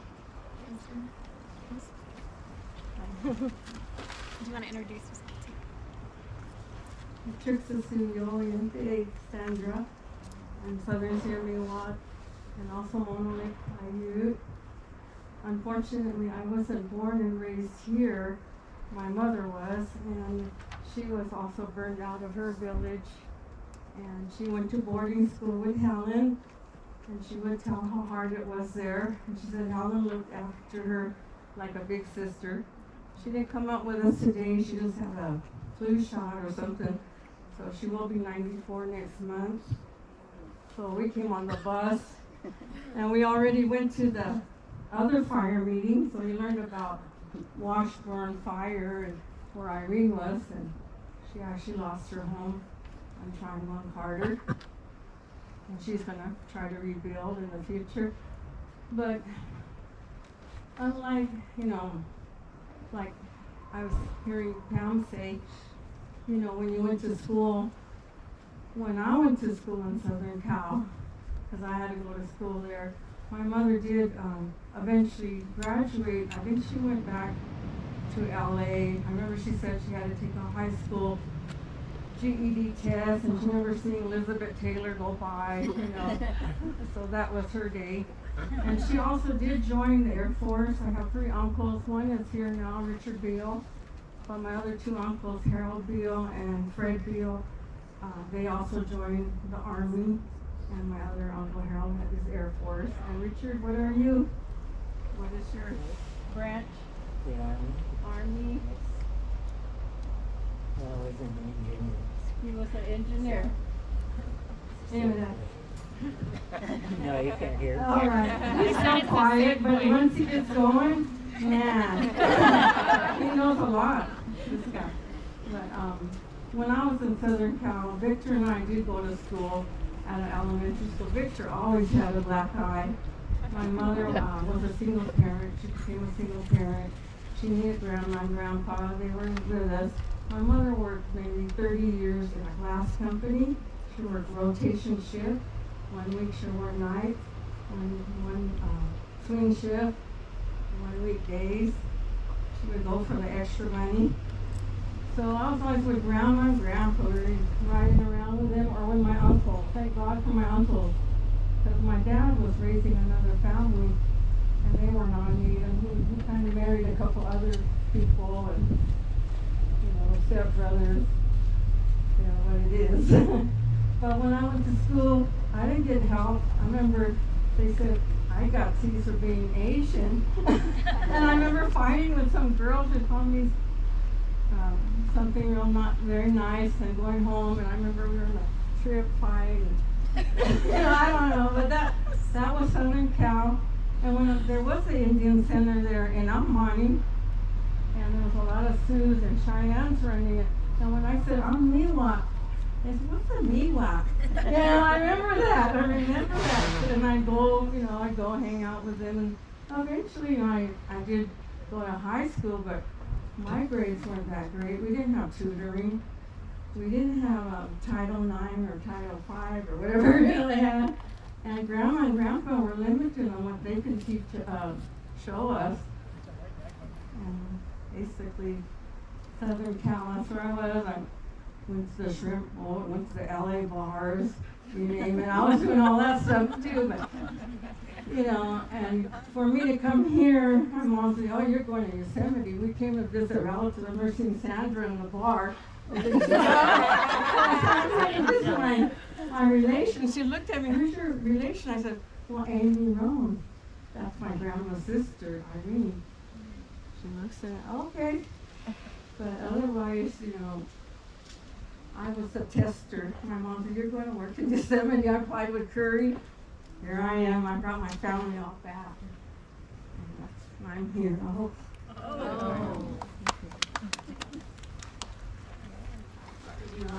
Did you see some? No, Would anyone else like to speak? Try one more. I don't need that thing. I don't need it. Let's talk about a little bit about fishing and stuff like that. There was a couple of little rocks a lot of Wahoga. When 57, 90 or whatever, a couple of years back, sent to Denver. Those pedestals. Find out what was in the cores of those rocks. What was in the rock itself? One of them was like vegetables. Maybe wild onions, acorn, pineapples. It was all vegetables in it. One big pedestal about this tall, put that in around, pound. But the other one was fish, meat, different kind of meats that they had here in the valley. One of those fish was a prehistoric fish. They sent it to Denver, analyzed them. That's how they found out what rock had fish and what had vegetables. But they carbon dated those two water holes, those pedestals. We're talking about fish. Somebody said, oh, there's no fish here in the valley. 1,500 years ago, there was fish in here. When they carbon dated them, it was 1,500 years ago that they found those rocks out here at the Wahoga. All that shows that our people are still here. Because Denver's got the rocks, got all the records down there. But they like I work for the government, sometimes I lost my paperwork. I hope they don't lose the paperwork they got there down there in Denver. You know. So showing all those materials they found, the rocks and all that stuff. And it's there. There's all different kind of other stuff that they had on those different rocks. But we had salmon here. We said, oh, no salmon come up. That's right, Bob. But salmon did come up because how fast was the water running? Was it running like a big river? It changed every year. So we get big old pools. Usually the only one in the video thing too. But they'll climb up. The salmon will. The trout, what was a prehistoric trout? They could not identify. Mm-hmm. Dixon.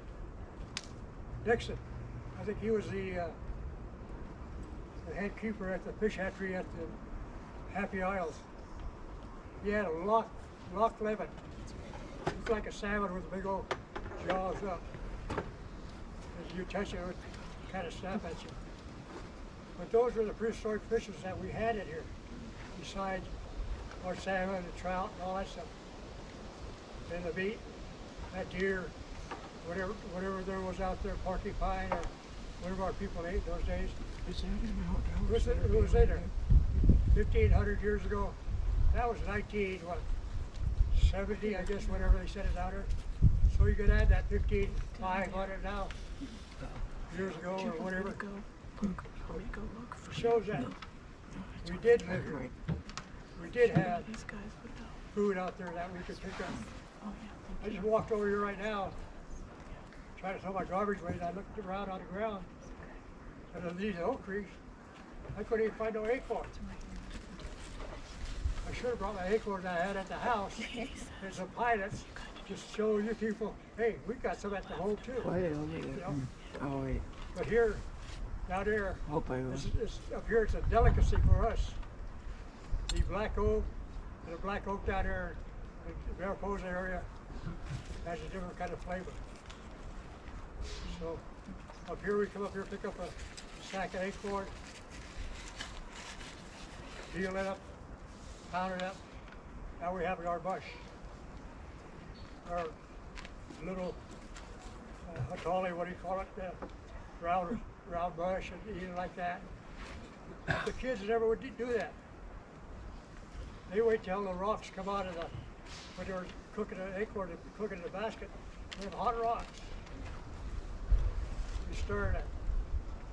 Then the cook was kind of throw it on the ground like that.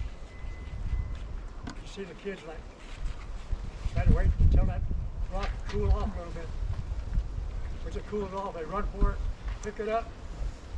And when they pick it up, they'll hide it, try to hide it, stick it around. Then when it gets cool enough, now you got that acorn that's just like on that rock, you just peel it off like that and just eat it, just like that. That was a delicacy for the kids. They'd do anything for you. Put some more wood in that fire, do this and do that. Oh, okay. But that was just that little rock with that acorn on it. You peel that little back like that. Just kind of look around so nobody else will grab it. And just kind of eat it in front of you. So, but those are the things what that acorn brought to us as the kids. Is that the food was there. The only reason I'm bringing up the acorn, I see three bears today. Brown ones. One was down there by Cascades, Cookie Crumble. Down there, the little guy about this tall, brown. Went down the village today. Two of them down there at Wohogan. I had to do a little holler at them, but they walked up the hill and they vanished up there. And I looked around for the tracks. Drive around there, nothing up. All the time. The dirt is kind of soft. You see a bear track. You see if there a bear track. Then you start looking around to see where's he at. If you got a big old track like that, you better start looking. So, but they're down here. They're still here, still around. And I just wanted to tell you about that little bit of acorn. the berries that we eat it is our delicacy. So, oh. I know we're at about 3:15. There's still food if folks are getting hungry. And want to make sure everybody who wants to speak has a chance to speak.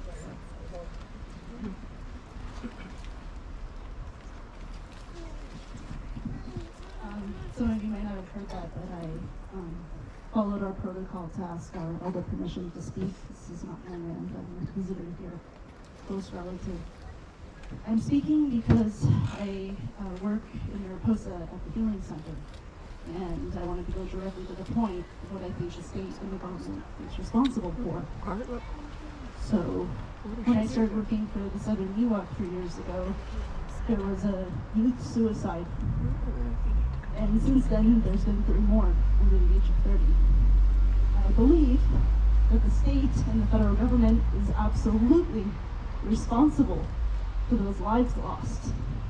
Because we know that mental health declines when we don't have water access, when we don't have access to the foods we want to eat and need to eat to stay healthy, and when we live in homes with intergenerational trauma, with all this collective story here.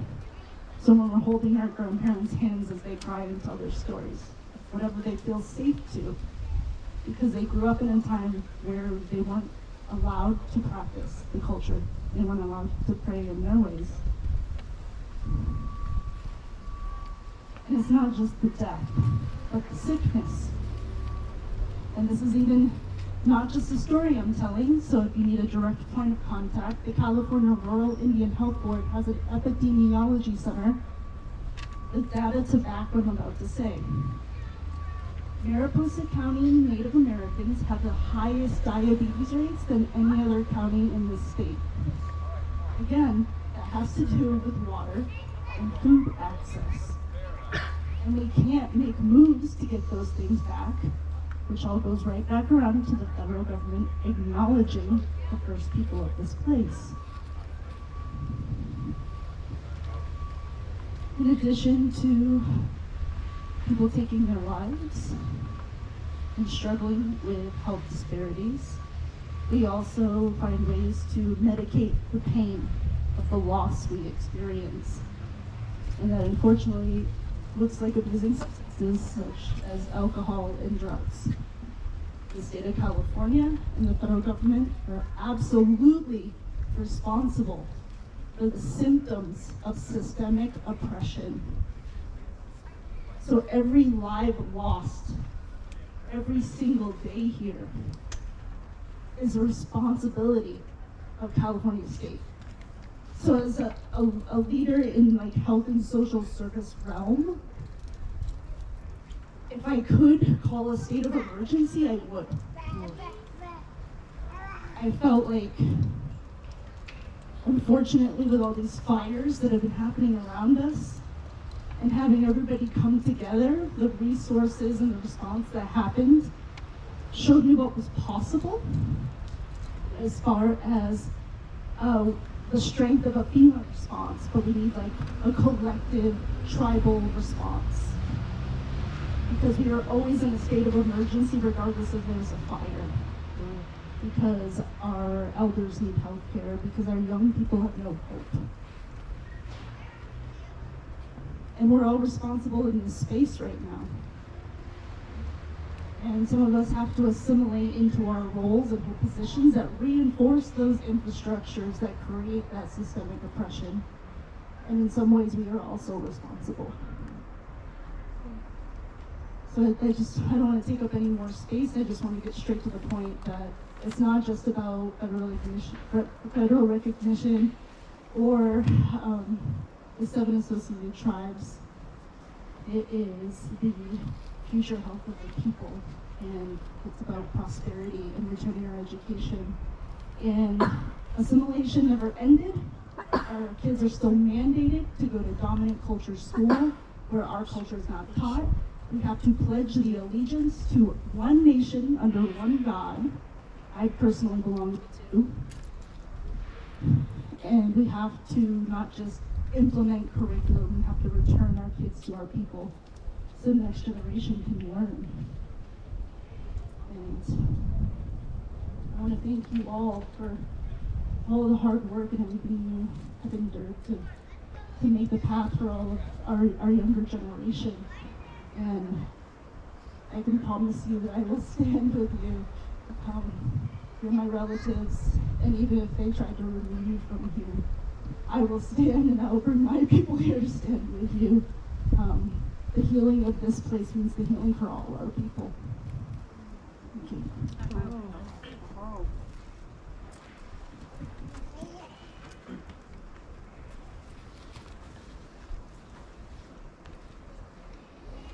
Anyone else like to speak at this time?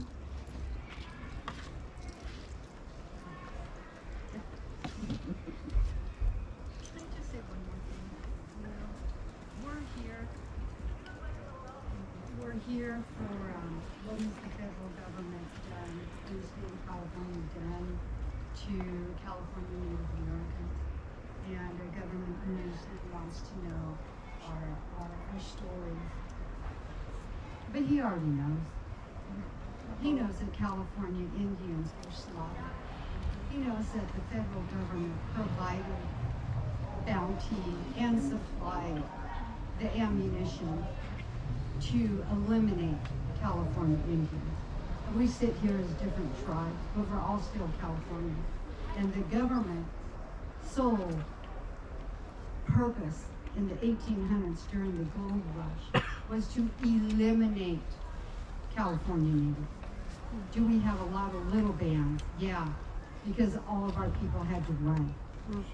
Families had to hide together. There was no, we're all going to be a tribe like the large nations of the Navajo and the Sioux, where we were all one. We were banned into little bands, little pockets of California natives that survived the elimination.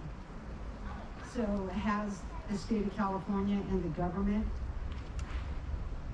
been horrible to the natives? Yeah. Do you know that Native Americans in Sacramento, 50 years after the blacks were released from slavery, were our people? They have documentation 50 years later of the cells of little Native women and children, age 5 and 7 and 10, documented being sold in Sacramento. 50 years after the black people. So has California and the state and the government been horrible to the California natives? Yeah, for hundreds of years. Hundreds of years that they have documented, that they are perfectly aware that they provided everything to eliminate California natives. So are they held responsible? Yes, they are.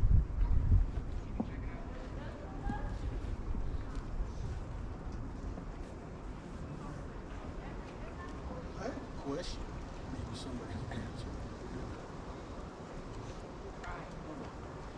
So when did this all come about, this meeting here?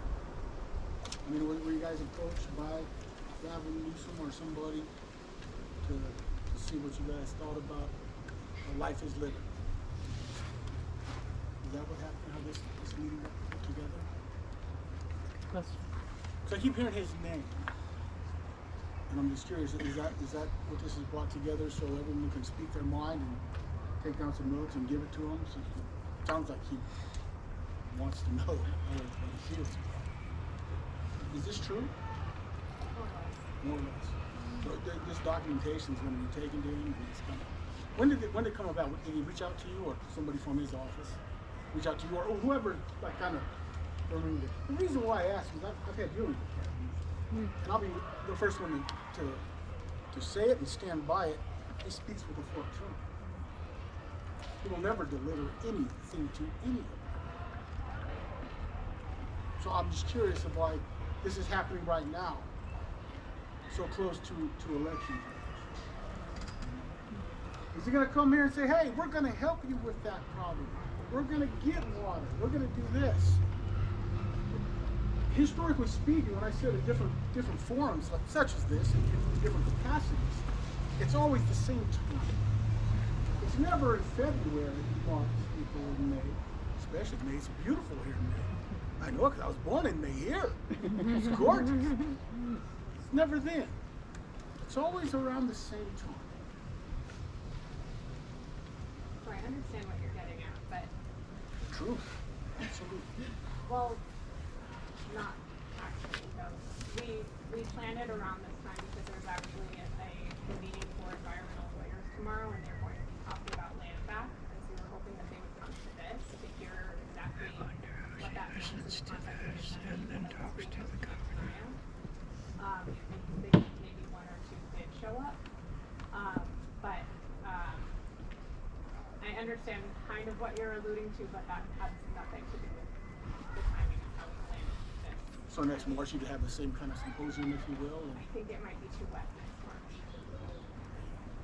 We can do it in May or June, but how we have been planning these convenings around the state is also based on how the weather patterns go. So we're going into different places around the state, depending on whether it's a nice time to convene and come together.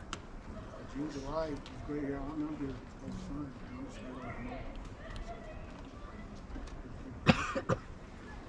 And just to clarify, so the council meets for quarterly meetings. So there's quarterly meetings throughout the regions of the state. And then every month The Truth and Healing Council, yes, the Truth and Healing Council, created by executive order. So we have quarterly meetings throughout the state. We will be in Southern California next month and be on the lookout for that announcement. But in the meantime, we also have these listening sessions, in person and virtual. It's our first in person, but we are, as Christina said, kind of looking at the weather and trying to get to the farthest reaches of the state within the time that they have. So just wanted to clarify. Yes, so we will actually, I know it's not in Yosemite, but we will be in the Fresno Bakersfield area in February to do an actual 2-day meeting. So if you'd like to come to that, that's also something we'll be doing. The next meeting will be in San Bernardino, Riverside at Cal State San Bernardino and Sherman Indian School. So for folks who want to come to Sherman Indian School and share the truth there, that's something that we'll be doing there as well. And our working with ACC Secretary. I just have a question also. I don't know what either. Thank you. How is this going to help our people right here from Yosemite and our relations on the other side of the mountain? What is the hope to come out of listening to our story? I think the hope here is to have a story that is owned by Native people and not by anthropologists or by the state or kind of whitewashed, really, to be more comfortable to Californians generally.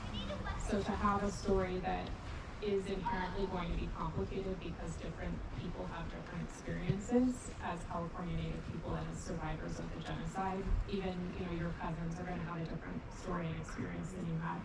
And so the hope is to have a more inclusive history that is nuanced and is complicated, but also has the buy-in of the governor, because it's a joint report from the governor's office, that also has actual deliverable policy recommendations for budget items for action that can be taken by the legislature, by the state, to the extent that it has the ability to do that.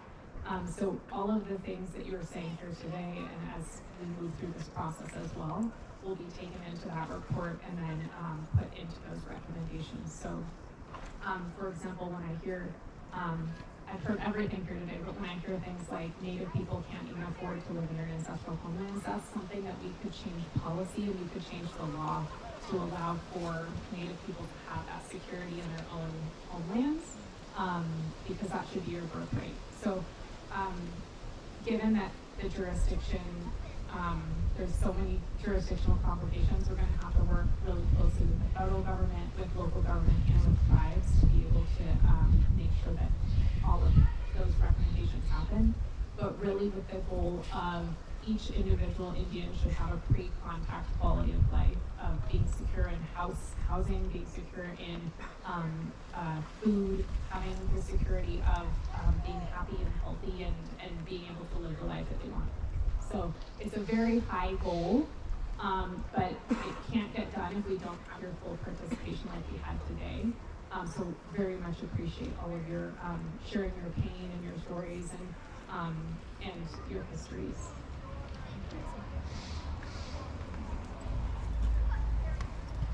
Thank you for expanding on the knowledge, and also too, just to put it out there, not everybody is aware of all these notices that are being passed around. I mean, a lot of information comes from Instagram or social media, and also people have to take time off to come to meetings like this. So thank you everyone for being here and making your way here and for organizing. And I think, like you've heard it repeatedly from all of us, really, that what we're asking for, I think, for our truth and healing here for Yosemite Miwuk, Yosemite Paiute people, is that, we've been on the docket for federal recognition for 40 years. This isn't a joke. So, to people out there are lots of other tribes in California who are also trying to do this and who have also been erased. There is a list the United States government has. We have been at the #1 top of the list for the last 40 years. We have petitioned and gone to the Office of Federal Acknowledgement with proof after proof after proof that we exist, that we belong to this place, and been denied repeatedly. And the reason why they keep pushing it back, they keep going, oh, you didn't give us enough proof, but we're going to extend it. It's because they know that it's true.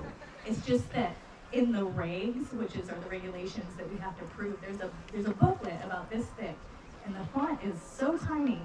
And I'm college educated, and I'm reading this, and I can't even understand. It's not even in English. So like our elders who started this 40 years ago, who were on their own dime, flying all the way to Washington, D.C. to go to the federal government and say, we exist. It's been a real journey. And it's not just like, oh, we're making it up. I want you all to know that this is a real legal litigation that our tribe has been in with the federal government. And we have stacked up I don't know how many millions of dollars in lawyer fees. And our lawyers working pro bono, so they do the work for us for free, but they also need to survive in California. And I know that one day they're hoping that we could retro pay them for all the 40 years of work or the 20 years of work they've been doing. But we have a huge bill, for this litigation fight. So I think what, everybody here is asking, what our truth and what our healing is, can we get action? Can we get action from government, from Newsom? Can he appoint somebody that knows the legal system that can help us? Because there's so many legal hoops we have to jump through, and it's really hard to figure out what those all are, even though we are all college educated. And it's a joke because the amount of work that it takes to do this is like 40 people's full-time job, and we're all trying to work our own jobs, raise our own families. Most of us are living below poverty wage. Most of us don't have homes burned down, living in a trailer. I myself live in the Bay Area and can't afford to live there, and I've been living in a room, moving from place to place. My grandparents' house, the floor doesn't even exist there anymore. And they still live there, and there are lots of other people in Mariposa that are living like this. So, we've been fighting this fight. We're asking for this support from the state level to get us that recognition to help us, because we really need it. And so that, I think, is repeatedly been asked from multiple people here. Our truth, our healing, we need it. We absolutely need it. And there are lots of other tribes that do too, and I don't want to make this it's not scarcity. It's we all exist. Our tribes are all valuable. We are all valuable as Indigenous people. It's not us against them. If there's another neighboring tribe that doesn't support us, you better actually ask yourself what you're doing. It's not scarcity of resources. We're not trying to go after your casino money. Nobody wants to build a casino here in Yosemite. We just want basic living, rights. So we can dedicate our time to rebuilding our culture, to learning our languages, to having our ceremonies, to learning our traditional regalia, making, nobody wants to build a damn casino here. And I don't think it's really like feasible to think that Yosemite is going to give land back to the natives here, but we do need to be recognized. We do need access to those basic resources. Oh. In regards to land back, there are organizations who have offered, to affiliated tribes the ability to return land for a cost. We're not even able to have the capacity to figure out how to do that. I'm a first generation college student. I have a master's in science and natural resource management and environmental science. When I was in school, I learned that less than 0.5% of all land in California is owned by Native people, California Native people. Hopefully it's risen since 2019. I don't know if it has, I hope it has. But you see in places where there are strong, recognized tribes, they are doing powerful, moving things like restoring condors, restoring fire. I also want to kind of toot our own horn because a lot of people don't know that our people were strong fire knowledge keepers. Jay Johnson helped bring back fire to Yosemite. That is written in the archives. He took the notes in 1950s in the Loretta Basin. He was the only one to do so. No one knows that. He helped bring fire back, and we need more good fire that helps heal the land as well. It's not an easy thing to say, knowing how destructive it can be.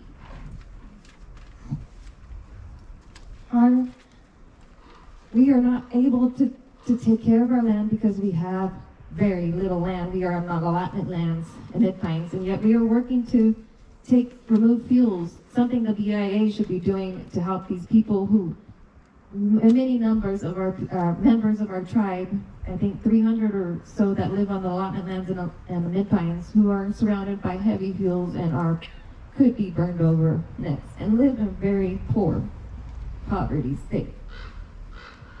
My mom works as a Native American health specialist for the Mariposa Indian Health Clinic. She knows the stories, and because of her, I know the health statistics of our people. It's not good, and that's probably why I work here to restore these foods like acorn, which lower diabetes.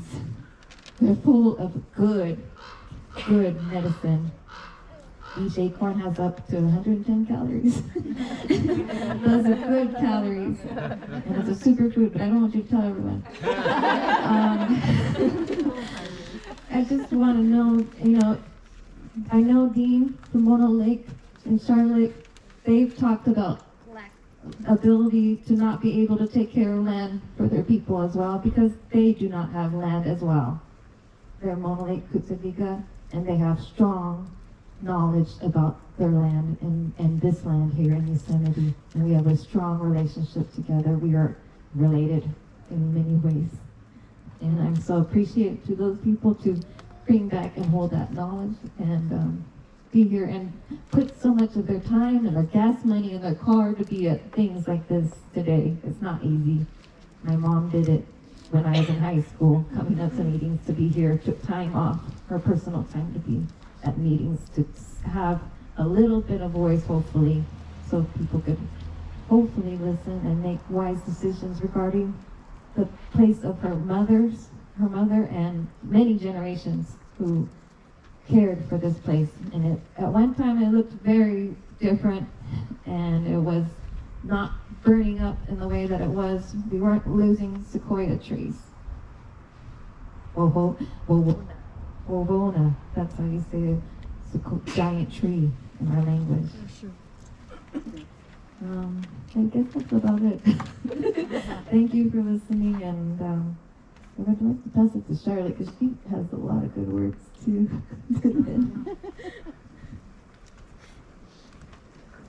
Unfortunately, we're working on bringing our traditional burn back, and Department of Water and Power took our water 100 years ago and unfortunately displaced us.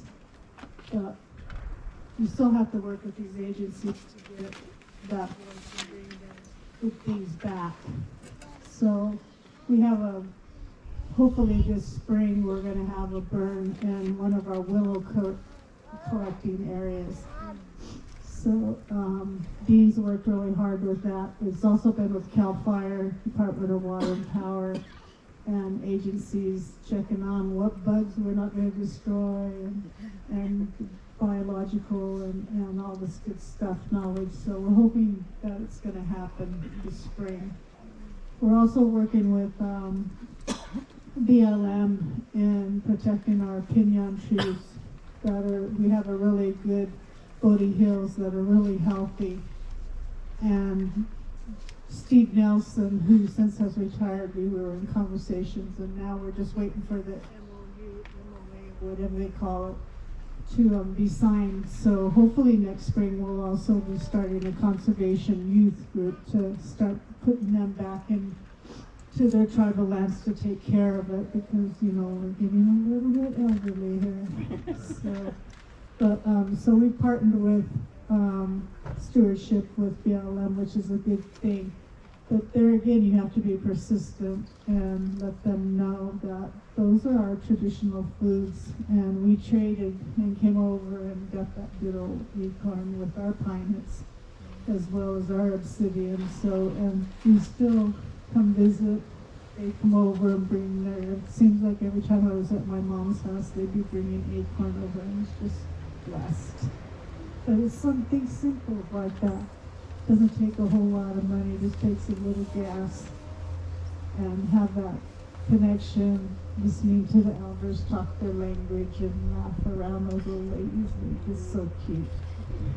But that's what it's about, and that's why we hold dear to our heart, and we keep saying our stories, and we keep getting the same results. Very minimal. But that's okay, we're resilient. We'll continue to have that voice. We'll continue on these meetings. We'll continue to let the people that are in power, hopefully, will start to listen to us more and more. And like the gentleman said earlier, here we are again, back at these meetings, saying the same thing. We could have just played a tape recording and start getting some results. Every time I come to these meetings and I see our elders, they're just so precious, and I wish I still had my togo, my hooks. But the main thing is that our goal is to keep those willows flowing, keep those pine nuts going, because it's good winter food.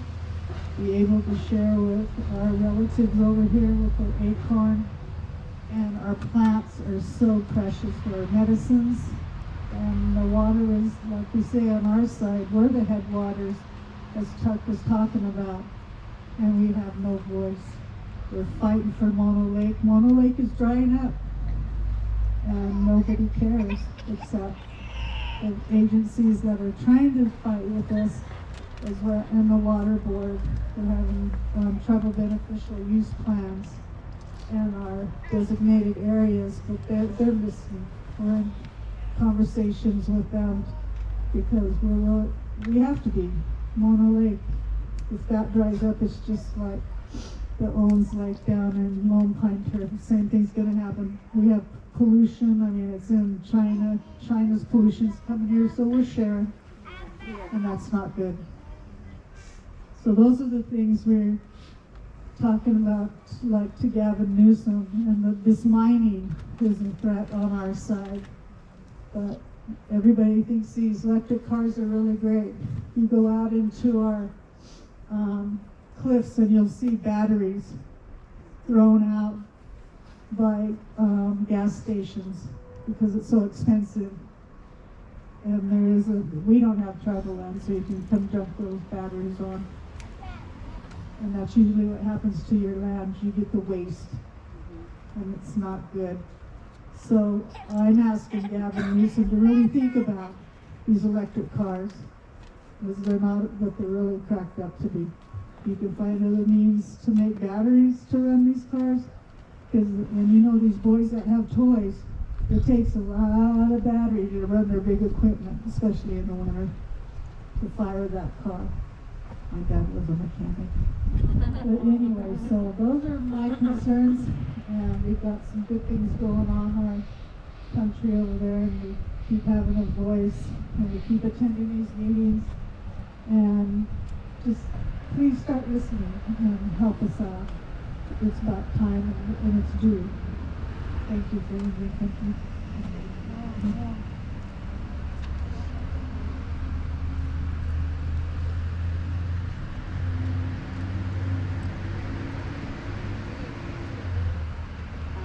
I just want to thank all you young women who spoke today.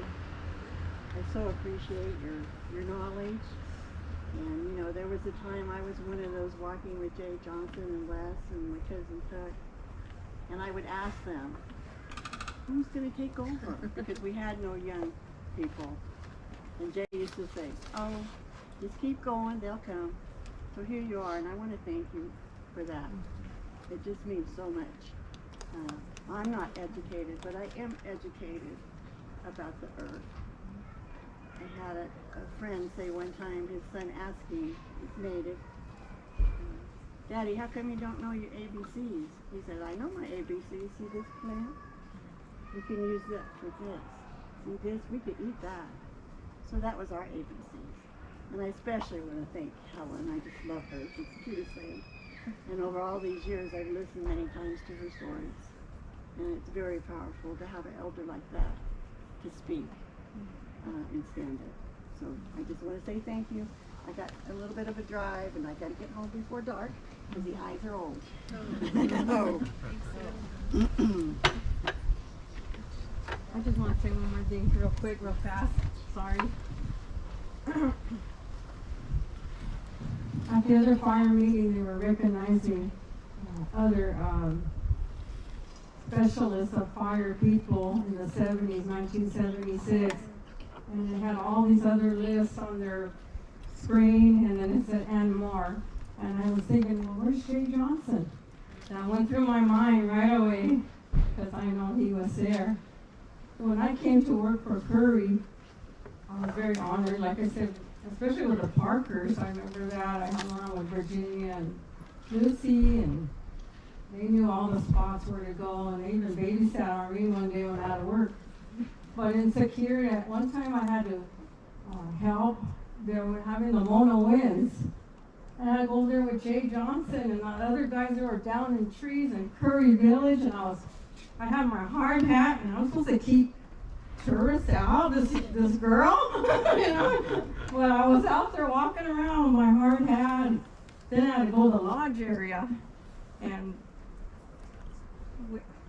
when those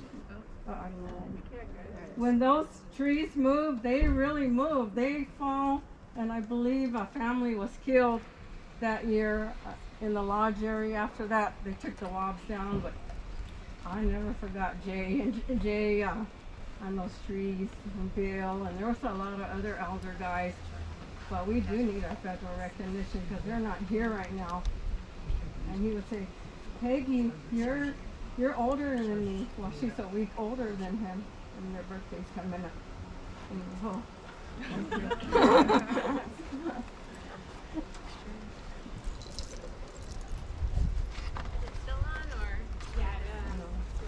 People get turn it excited on in time. All right, hilly everyone. For those who don't know me, I'm Janet K. Bill. I'm the Tribal Council Chairperson for the Picky and Rancheria of the Chukchansi Indians. I thank everyone, so Mitch, Gais, for sharing your stories today. Some of the things, for those who know me, I always talk about missing and murdered Indigenous peoples, and although it is not a new crisis, we've always known that it's happened, and we compare the stories spoke to today. However, there is more of an enlightened awareness, and so some of the things that I would like this council to consider when they start making their recommendations is, one, to fund and support the creation of a statewide MMIP task force, which would include tribal leaders, to support the work of the AG's office under AB 3099, to pass legislation to recognize tribal police as California state peace officers, and create access to PLETs for tribal courts and police. 3, pass legislation to locate and protect tribal children when they go missing from foster care. For those of you who might not know, our Native American tribes aren't even notified when our tribal children go missing in foster care, and it should be mandated that changes. 4, pass legislation to improve training of police and justice partners to institute measures to prevent new MMIP cases and to better respond when a person goes missing. So having our tribal police coordinate, if you have a tribal police, coordinate with local law enforcement, or having local law enforcement be mandated to visit the tribes that are in their territory. So again, just having that cultural connection to us, the first people here in California. Lastly, to create a multidisciplinary response team model for MMIP cases. So again, people act as though, for whatever reason, Indigenous people have to have special circumstances before those even get investigated, and that needs to stop. These aren't new cases or anything else. They should be handled just as any other case should be.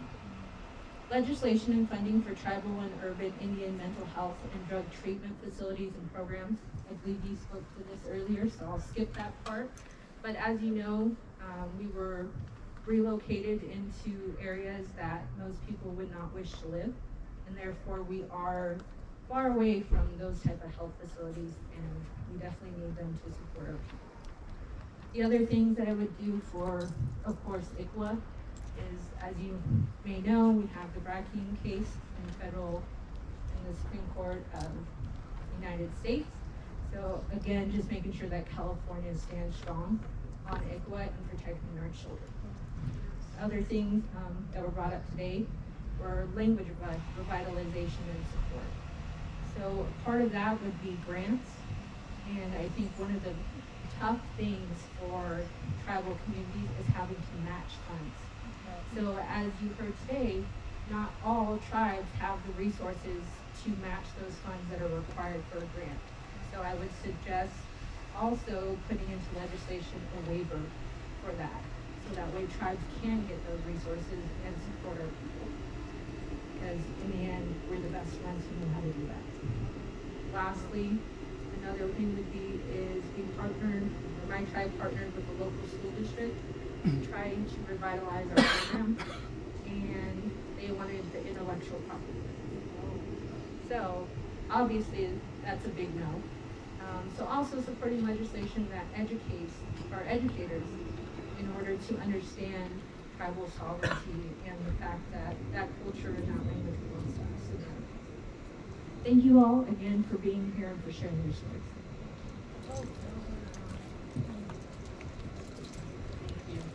Not to then borrow your intellectual property rights again, but if you have models of how you have protected your intellectual property, legal mechanisms that you've done that, we would love to be able to have a model for that as well.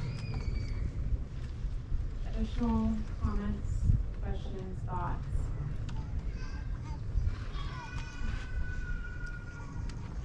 What's the piece of property you're talking about? A large piece? This one. I got 5 of them over there. My grandmother got a piece of land here. You guys walk right by her on the top of it. You got to put flowers on her just like you guys got flowers. Still taking care of it just like you taking care of yourself. Put your medicine on it. A little smoke on it. Push her down a little bit. You still take care of her in her little other uncles are there too. So.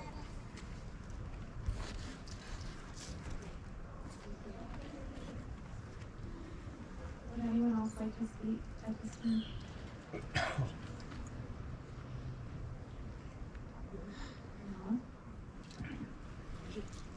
Just if everyone has spoken that wants to. Well, I just wanted to say thank you for coming out and engaging with the council. I have seen how other tribes have engaged with it, and so it's really important to me to bring it here in order for everyone to have a chance to be part of that. So thank you.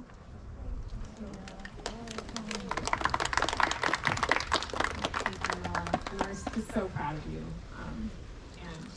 And Ella's going to continue with us for a few more months at least.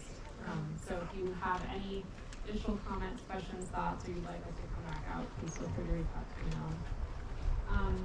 Would anyone like to close us out today?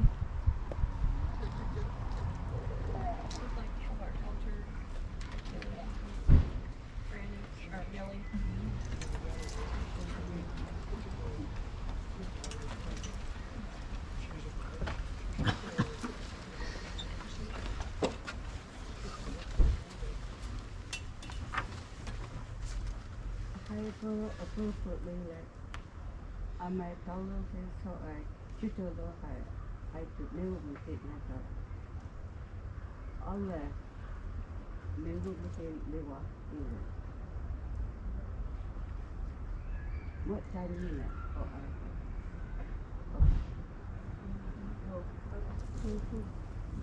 Yeah, thank you. Thank you all for coming. Thank you for hosting us in this beautiful place. And we really appreciate all of your words, all of everything that you shared, all of your very good recommendations that we'll get back and work on. So again, I think there's still more food. If you want to talk to any of us as well, please feel free to approach us. And I think, would you like to say any final words?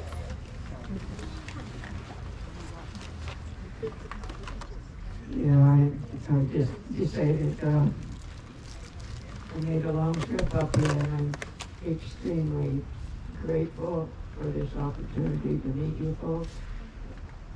I am a member of the council, and so I want to hear what you have to say. What you have to say is up and down the state of California. There's no end to it. I guess what troubles me the most is what I keep hearing from non-federally recognized Indians. And I think what really makes that worse is the fact that the agencies are truly putting that wedge between the federally recognized and the non-federally. I've heard you folks say you went through the fire, catastrophic fires, you lost your home.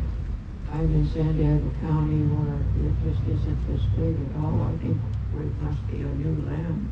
It's still in its infancy. But I lost my home as well. The Bureau of Indian Affairs sent the archaeologist to my home right after the fire. As soon as he figured out I may not be federally recognized, he ran out.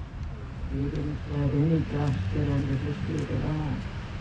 My position is unique. I still believe that I have never been terminated, but that's a long story that I won't go into. I want to thank all you elders here. I've seen more elders here than I've seen anyplace else. Thank you for your presence. Thank you for your stories. I wanted to really make sure I touch you folks that are of the earth here. One of the things I'm saying more and more to the agencies that want to continue developing in Southern California is the blood of our ancestors and our bones is in that dirt. I don't care where you go. It is in that dirt. We have an obligation to protect it and to at least be there to offer prayer of forgiveness for our people so that they understand they've not been forgotten. I can't help what goes on in civilization today. It is crazy, absolutely crazy. It's rude, it's selfish, it's greedy, but we're beyond that. We come from the earth, we come from this incredible creator. I'm still awed by this. I'll be dreaming about it. Fortunately, Courtney was driving because I wouldn't have been able to. All the magnificent scenery coming here. So again, I won't keep you any longer, but since I wanted to hear what you have to say. I hope that someday, I'm not an educated person, but I'm not stupid either. And I hope that whatever we do, we will represent you all, that we will bring the dignity to our history and our people, please don't forget, we are not ignorant. We are highly intelligent, capable people who have a connection and an understanding with the rhythm of the environment. Look at this roundhouse. We didn't have to leave in the summertime or in the snow. We knew how to live with it. We made those adjustments. In my environment, we have the ocean, the flatland, the mountains, and then the desert. We move with the rhythm of that environment. We continue to do that. So I would encourage you all, please don't get down on yourself. Lift yourself up and remember you're greater than they are. Keep fighting. Be happy. Please be happy. Please, everybody enjoy your life. Thank you.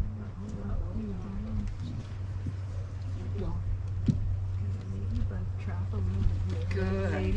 Good. It looks good on your hair. Good. Yeah, my hair is so white. Thank you. You too. All right, okay, thank you.